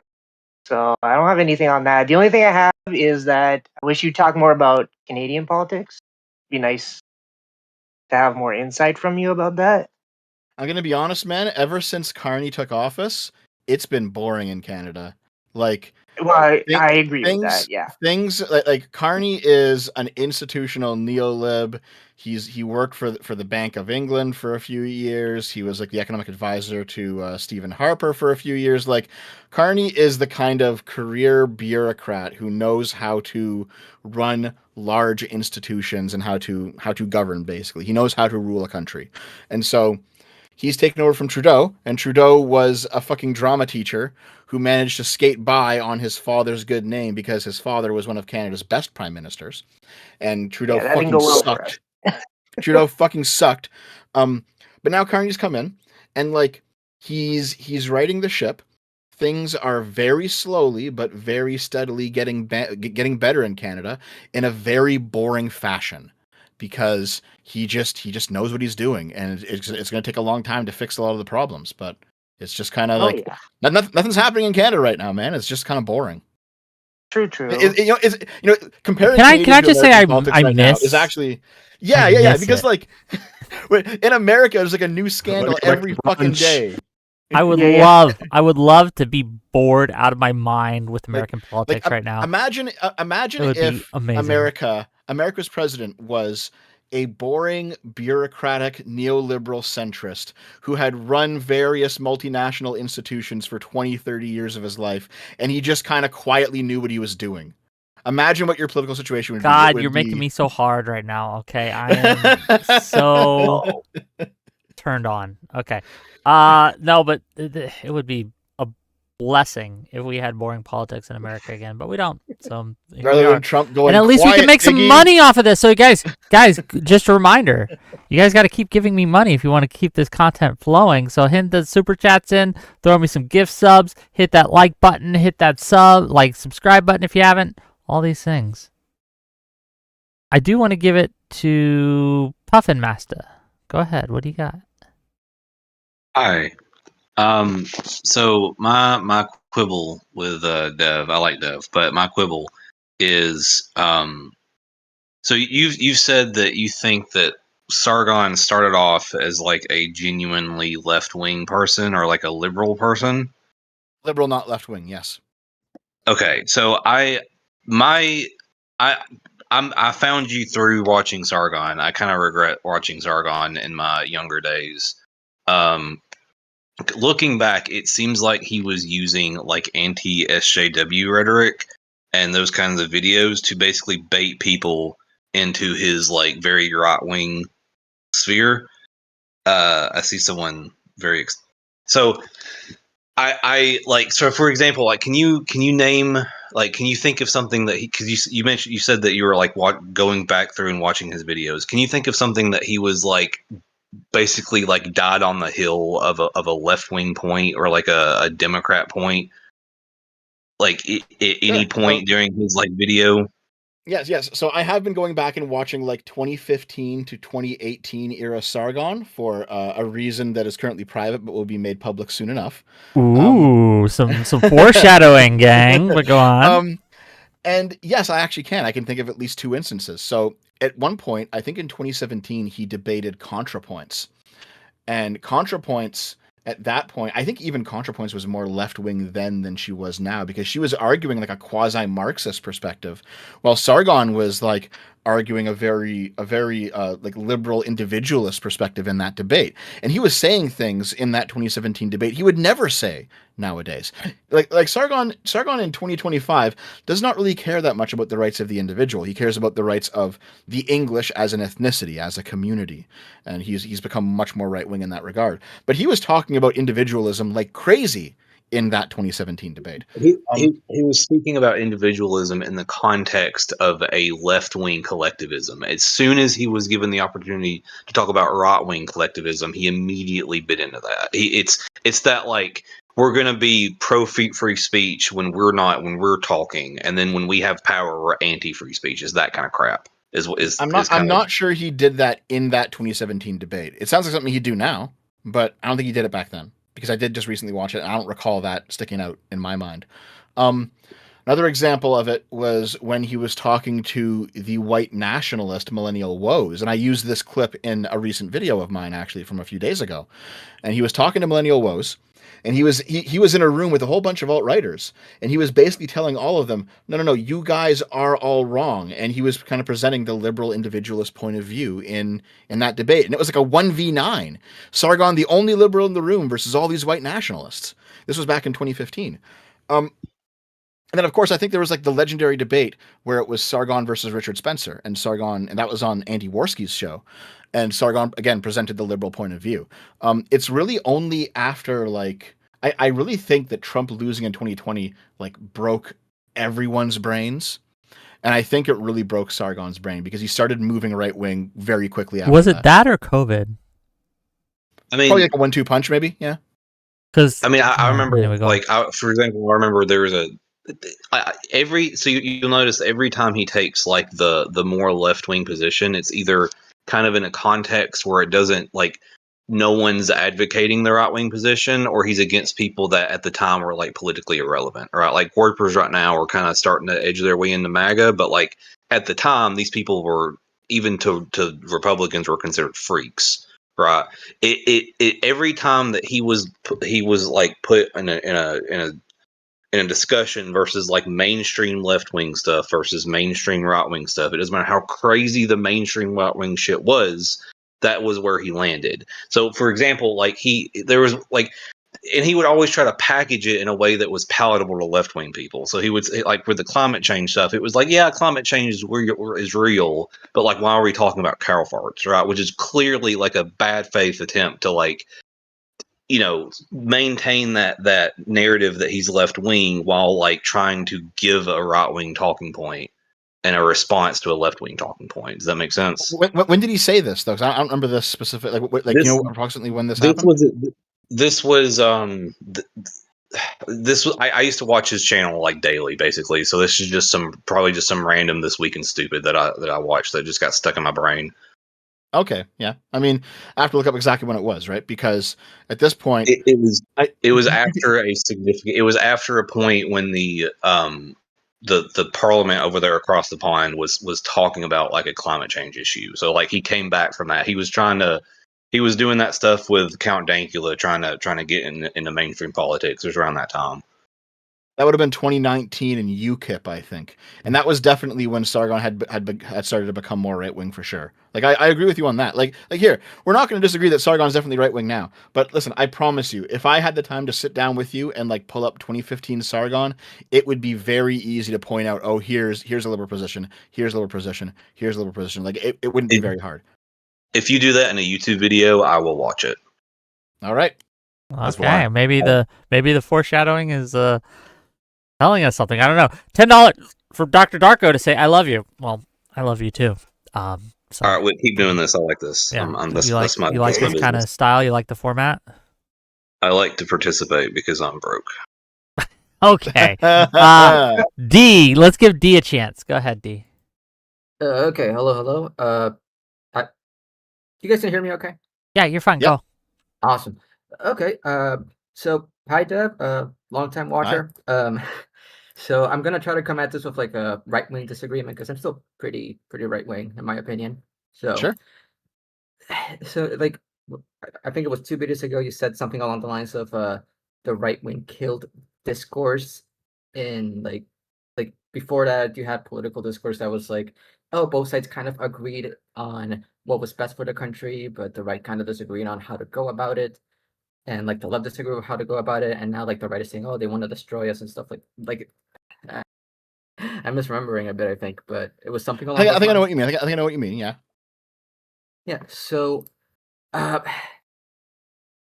like I remember that I left a comment and you responded to it along the lines of like, well, before Trump, and I think the argument you were trying to make was, well, the reason the right is worse now is because Trump is in office and he's saying all these horrible things. And I think I said something along the lines of, well, I don't think that's true because he's more a symptom of the current climate we've had. Like we've had this since. I think I recall this, and I think I know what you mean. Yeah, I think I recall this Yeah, like conversation. yeah, I feel like people like I don't think Obama was like the worst president ever, but I do think his 2012 debate with Mitt Romney was like not great. I feel like that definitely at least opened the door into the rhetoric that would see stuff like the 2014 Gamergate, the weird rise, and like the what would you even call it at this stage? Because like back then it was social justice warriors, now it's wokeism. I think that started with Obama, and right now I think Trump is more a symptom of that. Like, wouldn't that be fair to say? Well, here, just real quick, when you said that the 2012 Romney-Obama debate was bad, what do you mean by that? So Obama was particularly super condescending. He said stuff like, "Oh, well, Mitt, you like the Cold War was over." Like Mitt Romney's concerns, like the concerns of like, "Oh, hey, there are all these problems that we're facing," were sort of like dismissed and mocked as like, "Oh, he's like an old guy who's like doesn't know what's good for the country." And that like little by little opened this weird, like not wokeism, like the smug liberal cliche that conservatives like to talk about. Like I still see talked about a lot. I know what you mean. Yeah. Yeah, so like I feel that that's sort of opened the door to this concept of like, oh yeah, we're so correct, we're so right, and like there's no point in taking our position seriously whatsoever. And like that certainly didn't help anything at all, I'd say. So like it was a type of shutting down the discourse, I'd say, like early on in the 2010s. No, I think I mostly agree with you on that from what I recall of that debate, because I don't remember much of it. I do remember watching it because I was politically involved in 2012, but I don't recall that much. So I know what you're talking about when you talk about the recent video that I did on this topic. I mentioned that in 2008, when it was McCain versus Obama, and you had like these right-wing retards who were saying like Obama's a secret Muslim, he's gonna fucking destroy America and all this shit, and McCain had to come out and be like, no, no, no, no, Trump. no. Yeah, no, it was a, Obama it was a Obama's a very decent Obama's a decent man. We just have disagreements on policy. And that's why, by the way, McCain was actually pretty good, it turns out, because that's a pretty decent thing to say about your political opponent. What's happening there is that like both Obama and McCain, they were ultimately aligned on being pro-America, on being like pro-America as the leader of the free world. They were aligned on the various institutions of America being generally good. They just had disagreements on policy. Okay, and when you look at like a lot of the neolibs and the neocons from the 90s and the 2000s, they had disagreements on policy. They didn't have disagreements on what America should be as a nation. What is America? They all agreed on that stuff. What makes MAGA different is that it actually disagrees on what America should be. It's not just disagreements on what policies we should implement within the system. MAGA wants an entirely new system. And by the way, that system that they're tearing down is known as America itself. That's kind of the fucking problem with MAGA. I think that's sort of where like I do have to disagree, partly because there are a crap ton of different subgroups within MAGA itself right now. Because like on the one hand you have like the Ben Shapiro's, the sort of old style would we call Ben Shapiro a neocon? I've heard people call him a neocon, but I mean, kinda. He has some Yeah. neocon tendencies to him for sure. Yeah, but like you have this old wing style of the classical Republicans. You have like the way more populist types. You have the now admittedly frightening Nick Fuentes faction. I don't think all of MAGA is like yeah, like I get your idea of like, oh, they want to tear down America. I think there's definitely a subsection that wants that. I just don't think that it's the majority.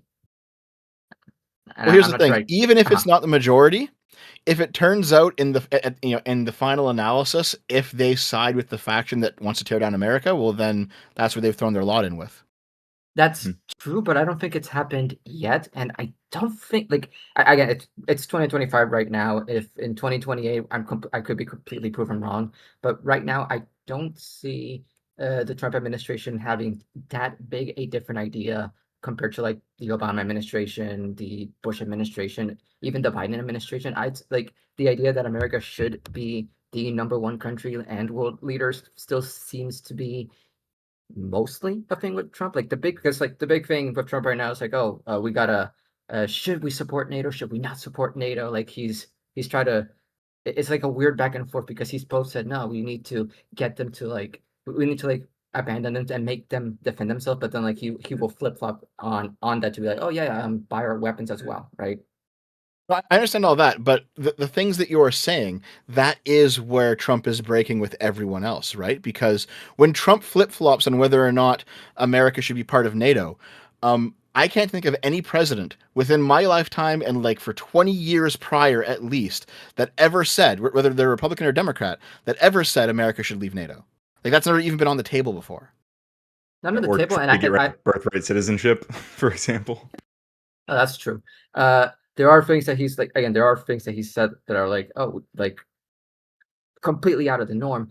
But the question is, what does he do? Like remember in 2017, like once he became president the first time, he was doing something very similar with the express goal of getting our allies to arm up. There's a clip I'm always sharing about like Trump warning our allies about becoming too dependent on Russian oil, and we saw how that went down.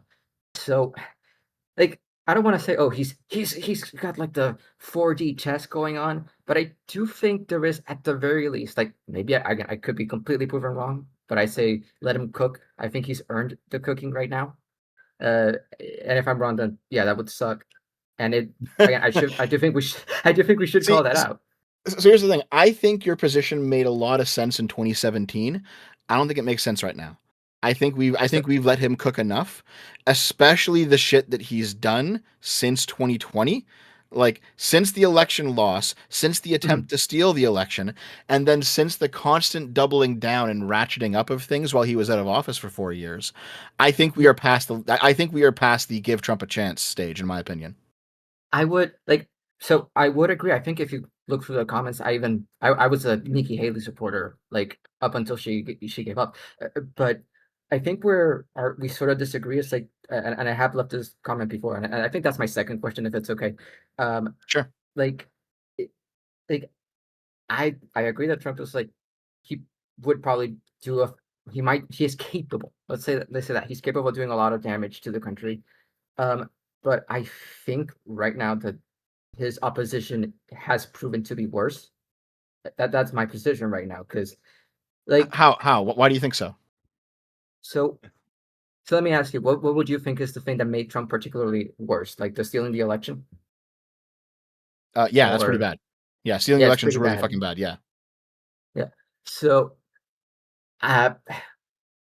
would you agree that the 2016 attempts of people like Nancy Pelosi saying that, oh, the election was hijacked, saying that the election was stolen, all of that was, would you say that was a legal attempt to overthrow the election? No, I think that was irresponsible rhetoric on the part of Nancy Pelosi. I think Hillary Clinton said something similar at one point, that it was stolen from her. I think that's very irresponsible rhetoric from those people. But it's But- not this. It's not on the same level of what Trump did with the 7 slates of false electors. It's not the same thing. I'd agree if I don't think he would have gotten January 6th if not for that rhetoric that came right before it. Like the whole he's an illegitimate leader, he hijacked the election, he was working with Russia to steal the election, all that stuff. I think that opened the door to Trump's J6 attempt of sneaking in these fake electors to try and find a quote unquote, I'm doing finger quotes, Here, so legal hold on. way to steal the election. Here, let me restate this. So it's your opinion, from what I understand, it's your opinion that if you didn't have the irresponsible left-wing Democratic rhetoric in 2016, 2017 about how Trump's not a legitimate president, even though they didn't do anything legal about it, they just kind of said this on like morning news and talk shows and stuff. If we didn't have that, then that means that right-wingers would not have been radicalized to try to actually attempt to steal an election in 2020? I think so, yeah. Okay, think so that's if I fair. could just jump in right Yeah. here, just as someone who's lived in America and is not a Canadian, right? So I've Hey. I've Hey. heard the rhetoric of stolen election since I was born. Like, this isn't a new thing from the right that they accuse the left of stealing the election. They have sayings like, "Oh, look at the comics from like the 80s and the 90s about how the dead vote."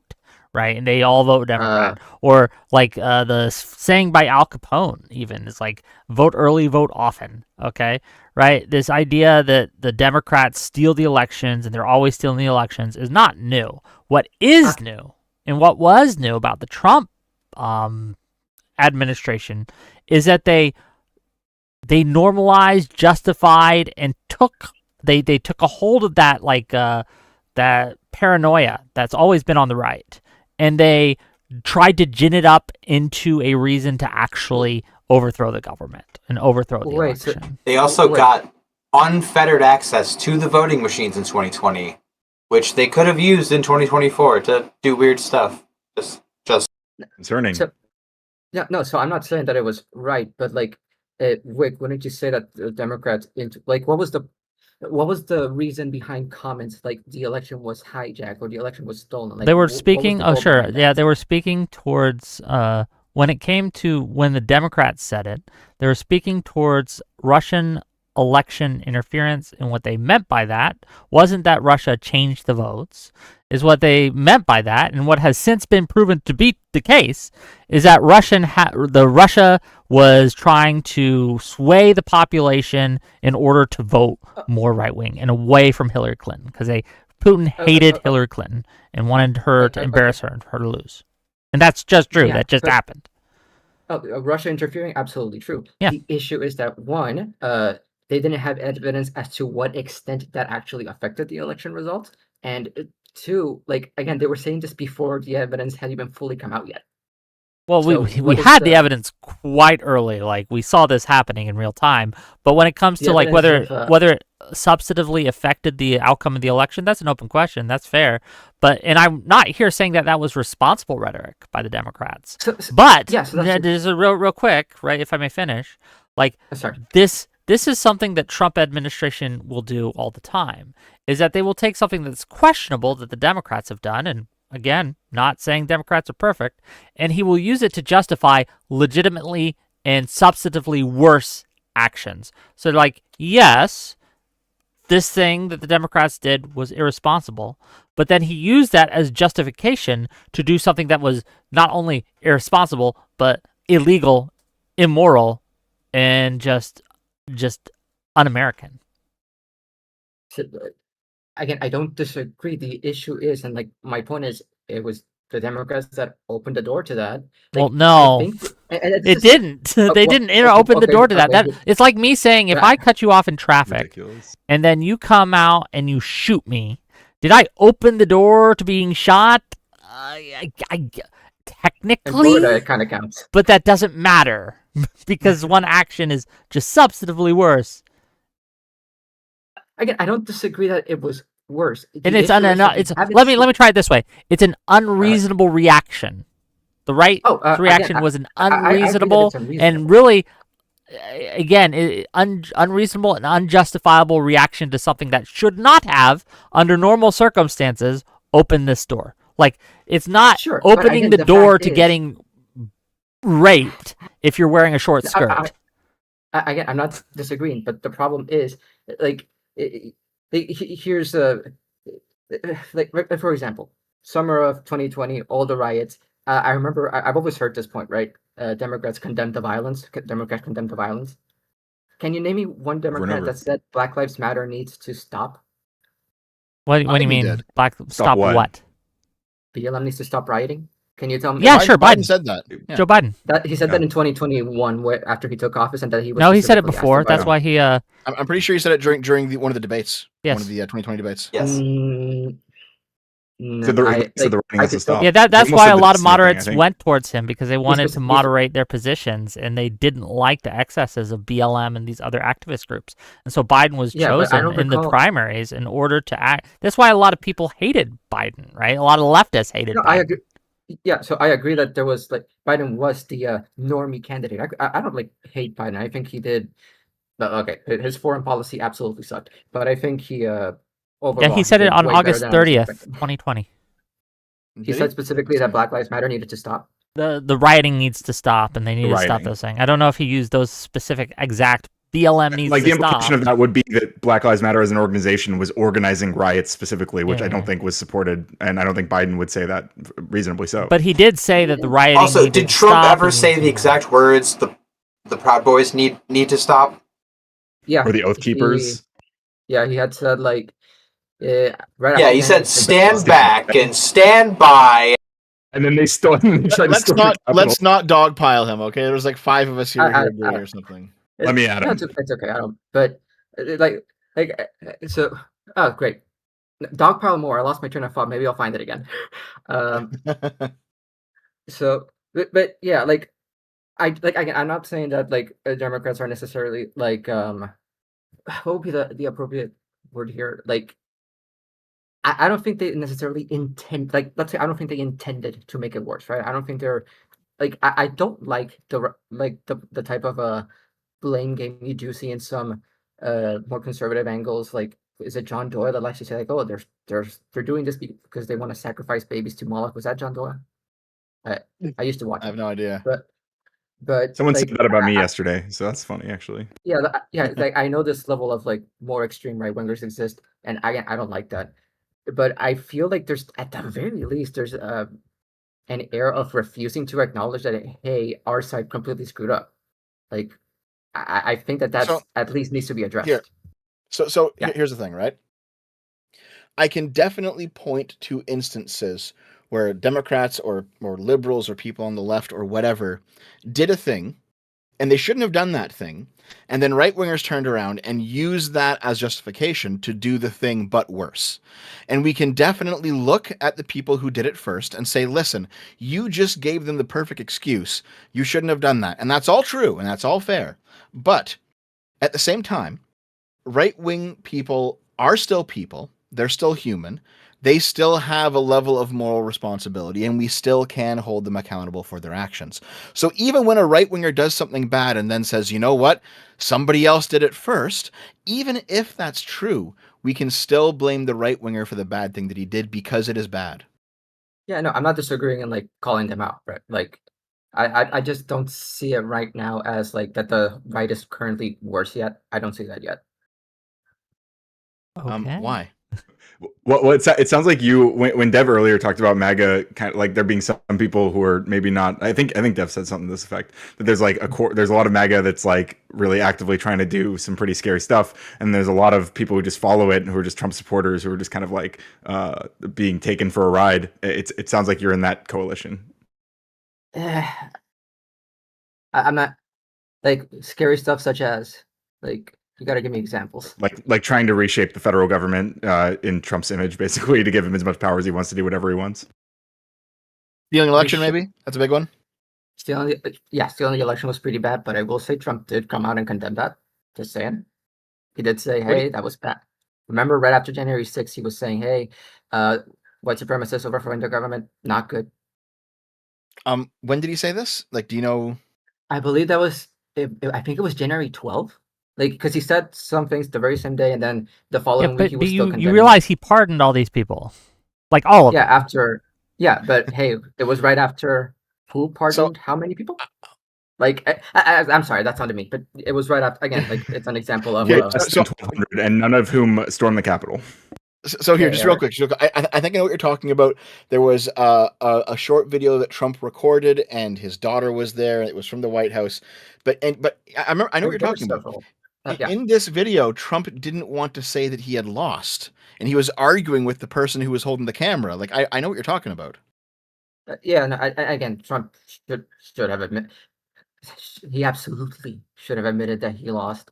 But hold on, just real quick. All right, so I'm gonna once again shill myself. Okay, have you watched my 4-hour video on the election fraud scheme? The January 6th video? Yes. Yeah. I left a comment like explaining like my whole I think this was really bad. I don't think he should have won the 2024 election. But like compared to a lot of the stuff that Kamala Harris had done and said, compared to a lot of the stuff Democrats in general have said, and a lot of Democrat supporters have said, I just think that right now. Hold on, what is something that Kamala Harris has said that you find worse than Trump? She linked the GoFundMe to help people who attack federal buildings. It's not what that was for. It was the bail fund, right? And by the way, I disagree with that too. I think she shouldn't have done that. I agree with you. Like that shouldn't have happened. But like, it wasn't for rioters, right? She wasn't like the bail fund wasn't for people who rioted. The bail fund was for protesters. Wait, who were Dev. arrested. Dev, are you against bail? Are you like pro cashless bail or something? Yeah. No, I just think that it was responsible of her to link that at that time. And also, I do think that even though the intention was not to give it to rioters, I'm sure some rioters got some of that money. I don't think that's more. I think. Hold on.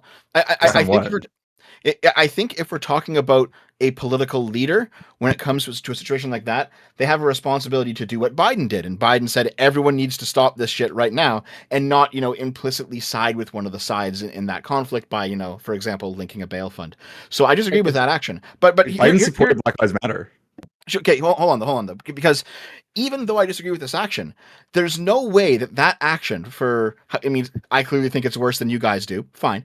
But there's no way that action is anywhere near the level of trying to steal the 2020 election. Like these are not on the same level. So I'd agree if it hadn't been for people who had been attacking federal buildings and calling, like the mayor of Portland himself was saying that federal forces in Portland were occupiers, and there was zero condemnation of that. Like, and I know the whole Chaz story, and trust me, again, Chaz is one of those things where left wingers in America are either ignorant or they're just wrong about it, because Chaz was a lot worse than people tend to give it credit for. Chaz was bad, but like just because Chaz happened doesn't mean that you're justified in doing something worse. I agree. You shouldn't do something worse. But I'm saying I think the damage of attacking federal buildings and declaring a separatist state on American soil is at the very least on par because like okay, if the Democrats had like come out and like condemned this, like say, hey, mayor of Seattle, maybe don't do that. Hey, mayor of Portland, maybe don't go to the front of a bunch of rioters and try to attack a federal courthouse and then get pepper sprayed. Then hey, I'd even say, hey, maybe I should have voted for the Democrats after that, but they didn't. That's my problem. Well, okay. Yo, hey D, there was a shooting at the CDC HQ this year. Did we hear anything about that at all? The CDC? Like some anti-vaxxer who thought that like COVID lockdowns are bullshit and Fauci was lying to us all and fucked up his whole life. When was this? This was this year? Hold on. Yeah, it August was like 12th, 6 months. 2025. Man who fired hundreds of rounds at the CDC HQ 4 months was ago. angry at COVID vaccines. Okay, that's pretty horrible. Okay, why you didn't hear about that until right now? But you know about all of the other sides' violence. Curious. No, I'm aware of like a bunch of the right wing violence, like the assassination of the Tennessee representatives. I'm not sure if it was confirmed that the guy was a It Republican wasn't or not, but he Tennessee had been. representatives, but yeah. Was it Minnesota? Minnesota, yeah. Minnesota. Oh my goodness. Yeah. Different. He was an different thing. anti-abortion, anti-LGBTQ activist. Yeah. Yeah. Whatever state with all the N's in it, okay? Unfortunate. Yeah. But like I'm aware that there is like again there is right wing violence. Like that's bad. The problem I'm seeing is that like I don't know if you've talked about like the fact that like at least in the U.S. left wing terrorist attacks have like surpassed right wing terrorist attacks for the first time in 30 years, and That's like, the incorrect. reaction is incorrect. Yeah, that's incorrect. So left-wing violence has doubled from 20% to like 40%, but they still have not surpassed the number of right-wing violence.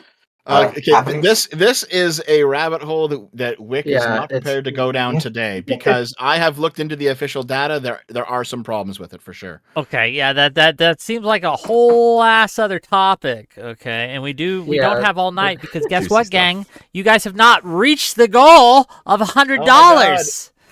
Oof. Listen, I told you, Wick. Just because I have a lot of subs on YouTube doesn't mean I'm a big draw anymore. I No, lost you're my entire fine. I mean, right-wing audience. I made decent money, and I look, That's good. Dev. Yeah. Hold on, just real quick, Dev. I want to make this very clear. I want to say this publicly, right? I don't give a shit how many followers you have. I think you're interesting, and so I platform you. That's it. Well, thank you very Yeah. much. Now, if I a lost lot of 50% people want to give of me my money, subs, I'll so. still take it, right? But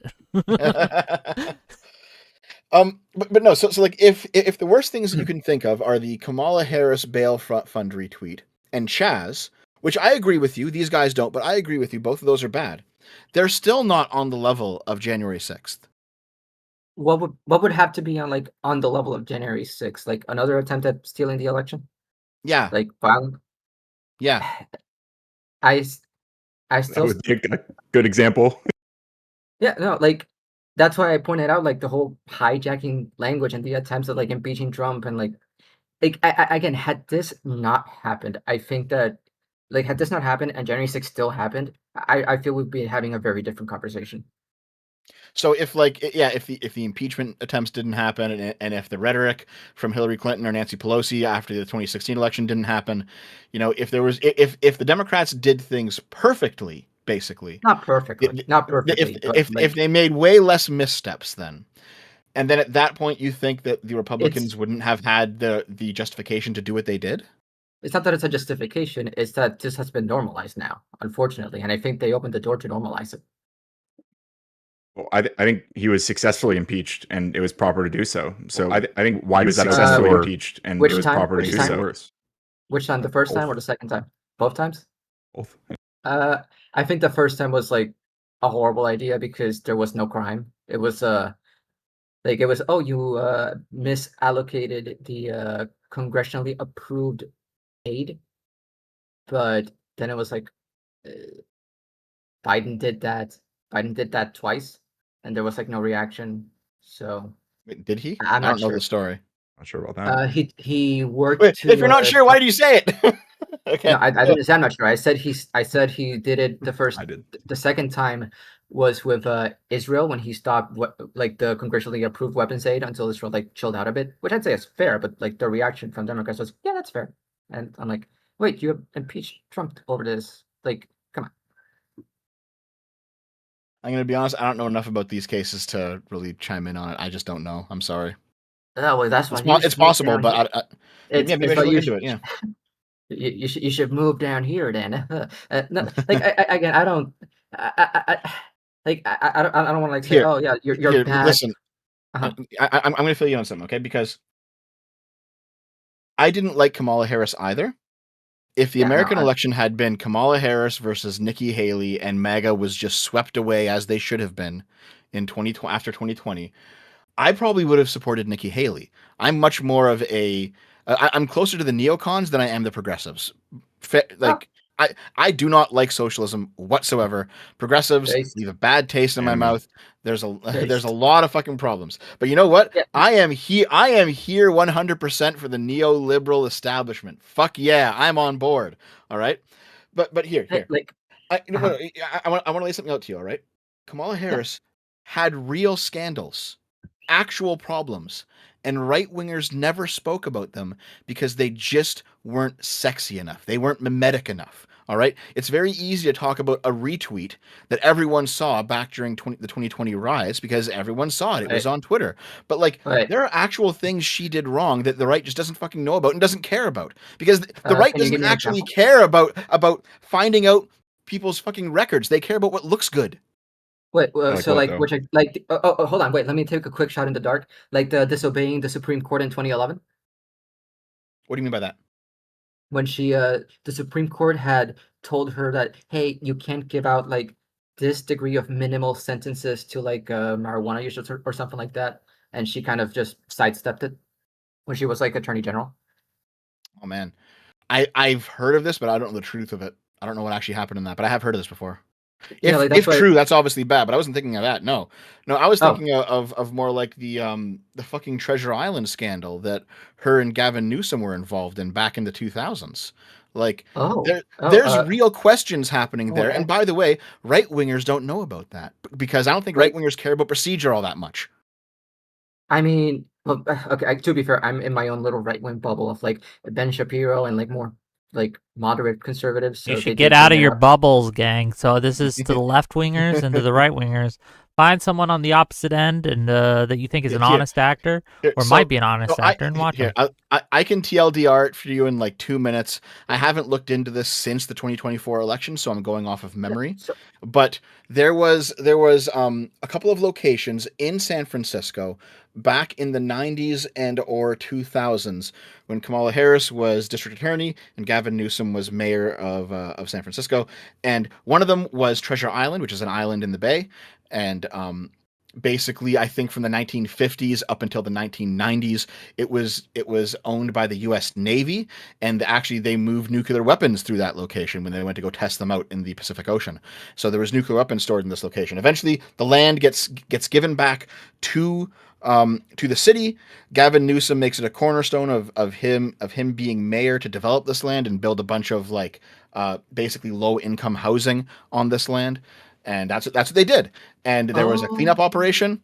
There was a cleanup operation to clean up whatever nuclear waste remained on Treasure Island.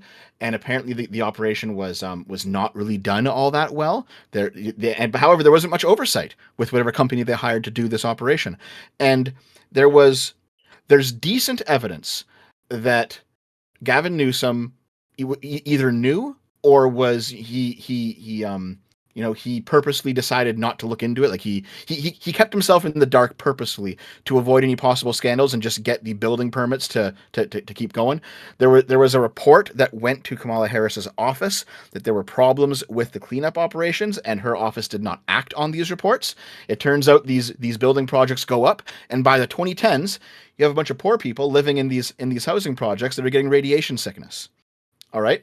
And at this point, both of these people have moved on from their careers. And it's like, okay, well, how much did they know? How much are these people and their offices and their positions responsible for what happened with these people who now have to suffer from radiation sickness? But here's the thing. This is a relatively complicated story, and it might not be the case that they're fully guilty of something. It at least looks bad, but there needs to be more investigations. But you know what? It's my experience that right-wingers don't want to dig this much into things. They want stuff that goes viral on Twitter. They don't want to actually look into a reasonably serious case like this. like that's not wrong, right? But at the same time, I do think like that's something both sides will do, right? Like I don't think the leftist like Democrats are particularly much better at it. Well, it would be like personally damning if they had this information. Although, from what I mean, I think that's the Also- and I think Dev kind of landed on this. It doesn't seem like we have like strong evidence that they actually were aware that there is a cover up, as it were. But Yeah, it's like- interesting. So here's the extent of the evidence, right? Is that one, Kamala Harris's ex-partner and still good friend owned the construction company that was tapped to build the apartment complexes. So there's like a personal motive involved for kind of keeping this project running. And two, we do know that there was a report that perhaps the cleanup company did not do the greatest of jobs, and that report did make it to Kamala Harris's office. We don't know if she read it personally, but what we do know is that her office didn't act on it. Yeah, so like that. Okay, so as an American, that sounds a bit too complicated to put like on a newspaper. It was not clickbait mimetic enough, title. right? It Yeah, wasn't. it's not exactly. It's like it's a lot easier to say, "Hey, Kamala Harris tried to bail out rioters that attacked a federal building," than to say, "So Kamala Harris and Gavin Newsom maybe didn't know about how screwed up this housing development project they were doing." Maybe. Yeah, But it's I- one of those things. but- Okay. But to throw them a quick bone, I do like I don't disagree that the right prefers to quickly latch onto like the more mimetic stories. Like right now with the Charlie Kirk shooting, or like how quickly did people latch out onto like the Crowder report of like, oh my gosh, they found out all these things, and like I think one of the leaks was kind of true. Was it? Were any true? Of like the Crowder Which leaks? thinks about what? Sorry. This remember when Charlie Kirk got assassinated and Steven Crowder came out saying like that he had a leaked report about like how they found like all these different pieces of evidence that It wasn't the like, Stephen like, Crowder. It was Candace Owens, who's Was a it? I think crazy it was all person. bullshit, wasn't it? I think it was just them trying to get views. I'm not sure. the only thing Sounds that about I'd right. have to know what you'd have to link me to what you're talking about. But It I do was- want to really quickly, gang, we do have to go soon, so I want to like wrap this Okay, up. yeah. and- Nah, Well, then let me quickly finish this up, okay? Because I know that we're all dogpiling you, and I know that like you're the only right winger here, and I No, this is don't want fun. you to feel I don't want you to feel bullied or anything. And here's the thing, like I'm not as left wing as Radical Coder or some other people, right? Who have been on the stream today. So like I just want you to know that like even if we like give the right wing the maximum possible benefit of the doubt without violating the truth, they still don't come out on top.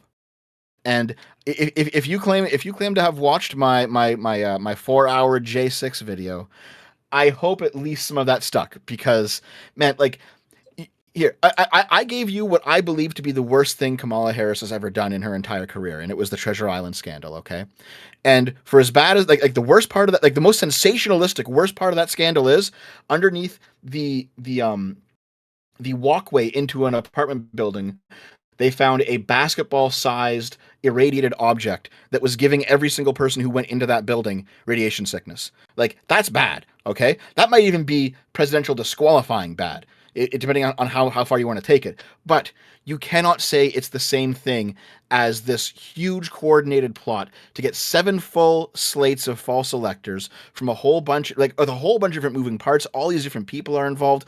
All these people are psyoped into believing a completely false narrative of reality, and then to try and go and steal an election, right? Like, these are both bad things. We can condemn both of them. We can even say that Kamala Harris shouldn't have been president. But like, what Trump has done to America is on another level.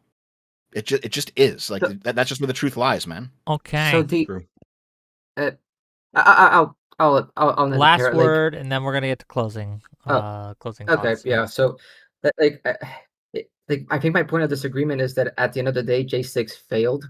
If the story of Kamala Harris is true, right? Like, and she did know about that, that'd be irradiated families, dead people. And it's not like there weren't casualties to J6, but the issue is that, like, at the end of the day, what really changed? And like, the real change was that we actually got a law like clarifying, hey, the vice president can't just say, no, the election is stopped. Like, we got a law about that. So that's about it. Like, the worst. No. What really changed is that half the country doesn't believe in reality anymore. That's far worse than any one individual death. Okay, but keep in mind from 2016 to 2020, the Democrats had the same issue, right? Like they were Not saying that nearly as bad. Like not nearly as bad. No. like It's I don't know, it's they were just not, attacking federal man. buildings. Like they were attacking federal buildings. They were attacking police officers. There were multiple attacks on ICE facilities. That's happening again right now. I Listen, don't know. listen. I remember all the bullshit. I remember all the right wing bullshit. I remember the Covington kids. I remember that one dude who threw like a fucking Molotov at an ICE car, like, and then he got shot outside of the gate. I remember all these stories, man. I remember all of them. I remember everything that the right wing was saying. I remember all the stuff the leftists have forgot. I remember all of it. It's not as bad as what Trump has done. Like there is no old story you can pull out that will surprise you. I remember all of them, and it's still not as bad. Okay. We gotta. I'm sorry for going so hard, man. You're fine. That's okay. We gotta Go harder cut. next We time. gotta cut Yeah. it somewhere. Gang, if you've enjoyed this show, if you've liked what you had to see, if you like this format, let me know. Right? DM me, tell me, hey, this was great, this was awesome, this was fun. I'd like to see this happen more often. If you want to support the channel, hit that like button, hit that subscribe button. If you want to financially support me, you very well can. You can super chat me, send me some gift subs on Twitch, all that things. I do want to give Dev kind of like a last kind of shout out of what he does and kind of sell himself to you guys, right? So we're going to give Dev the last word here. Dev, tell us what you got. Well, I make short video essays. My eventual, I'll just tell you what my eventual goal is. Okay, so like, I do like 10-minute little political blurbs on maybe topics of the day, and I intend to make a channel where, like a side channel where my longer content can go, because I've realized that like when I make a 4-hour J6 video, or like I did a video on the Stellar Blade video game controversy that was like 3 hours long or something. Whenever I make a long video, it gets buried in the deluge of daily uploads. So I think by the new year, I will have 2 channels, one for long form content, one for short form content. And so if you want to see any of that stuff, make sure to follow me, and you will see, because I talk about video games, talk about politics, talk about philosophy. I do some streaming sometimes. I go on panels like this. I do a whole bunch of things, and it really is just whatever I feel like doing. Frankly, it's all kind of on a whim. And that's what we love about you, Dev. Check him out. His videos are great. I used to watch him back before I was even a streamer, okay? It's crazy that I'm talking to him now, right? But I love his videos. Damn You boy. should really check them out. What do we got Let's do coming good up on? stuff. Yeah, what do we got coming up on this channel? So next week we have 2 debates that are scheduled.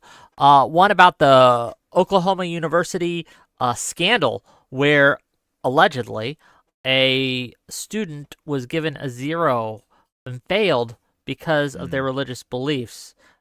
Obviously, the professor who failed her does not agree, and there is some controversy regarding that. And we're going to talk about it. We're going to debate about it. To what extent is their religious bias in higher education, and to what extent is that even a bad thing? You should have got me for that one, Wick. Holy shit! I can give you my experiences in academia. Shit, I should have invited. That's true. We got Erudite coming on. We got Listen. Before I did this, I was getting a master's degree. I've had my time in university. Well, what's your well, no, because we're gonna keep going forever if I keep asking you things. But I'm curious. You could DM me your take. But no, I dropped out to do YouTube. Yeah. And then my YouTube channel collapsed, so I guess I'm just fucked. Okay, on Thursday, we're going to be having a debate on the legality and the morality of the boat strikes, on the Venezuelan boat strikes, and that'll be fun. We're going to have Doobie on that. We're going to have Mooncake, a couple other people. It's going to be great. Okay, is there anything else anyone wants to say? Otherwise, we're going to rate out. Yeah, sub 2 Radical Coder, best in the game, cutest dog in the game, best opinions in the game. What can I say? Cute dog. Good dog, man. Oh, good doggy. Okay, we're going to rate out into Sad Kit Kat. Wait, So can I ask just one question to Dev? What's up? I'm just wondering, what do you think about people comparing Pierre Poilievre to Trump, calling him fascist and everything? I think it's a really It's a really easy way to get clicks in English-speaking non-American countries to compare their right-wing populist leader to Trump, but it never actually maps on one-to-one. Pierre Poilievre is nothing like Trump. Boris Johnson was nothing like Trump, except for the fact that they both have yellow hair. Like, the different political situations in different countries have different contexts with different people. You can't simply say this is this country's Trump. It doesn't work. It's a lazy way to do journalism. It's a lazy way to do activism. It just doesn't make any fucking sense. Definitely. Okay. I love you guys, and I'll see you guys later. Tell Sad Kit Kat that this is a hate raid. No, wait, Wick. 15 seconds. I just realized something. By the way, I saw a whole bunch of people in the chat who I banned from my channel either months or years ago, and they were all talking shit about how much all the things I was saying was wrong and how I was fake and gay and all this shit. I even said in the chat, I typed in the chat, hey, come on into Discord. I'll talk to you directly. None of you fucks did it. You are all spineless, cowardly cucks. None of you even fucking stepped up. Fuck you. It was a good thing that I banned you. Okay, and on that note, bye. Yes.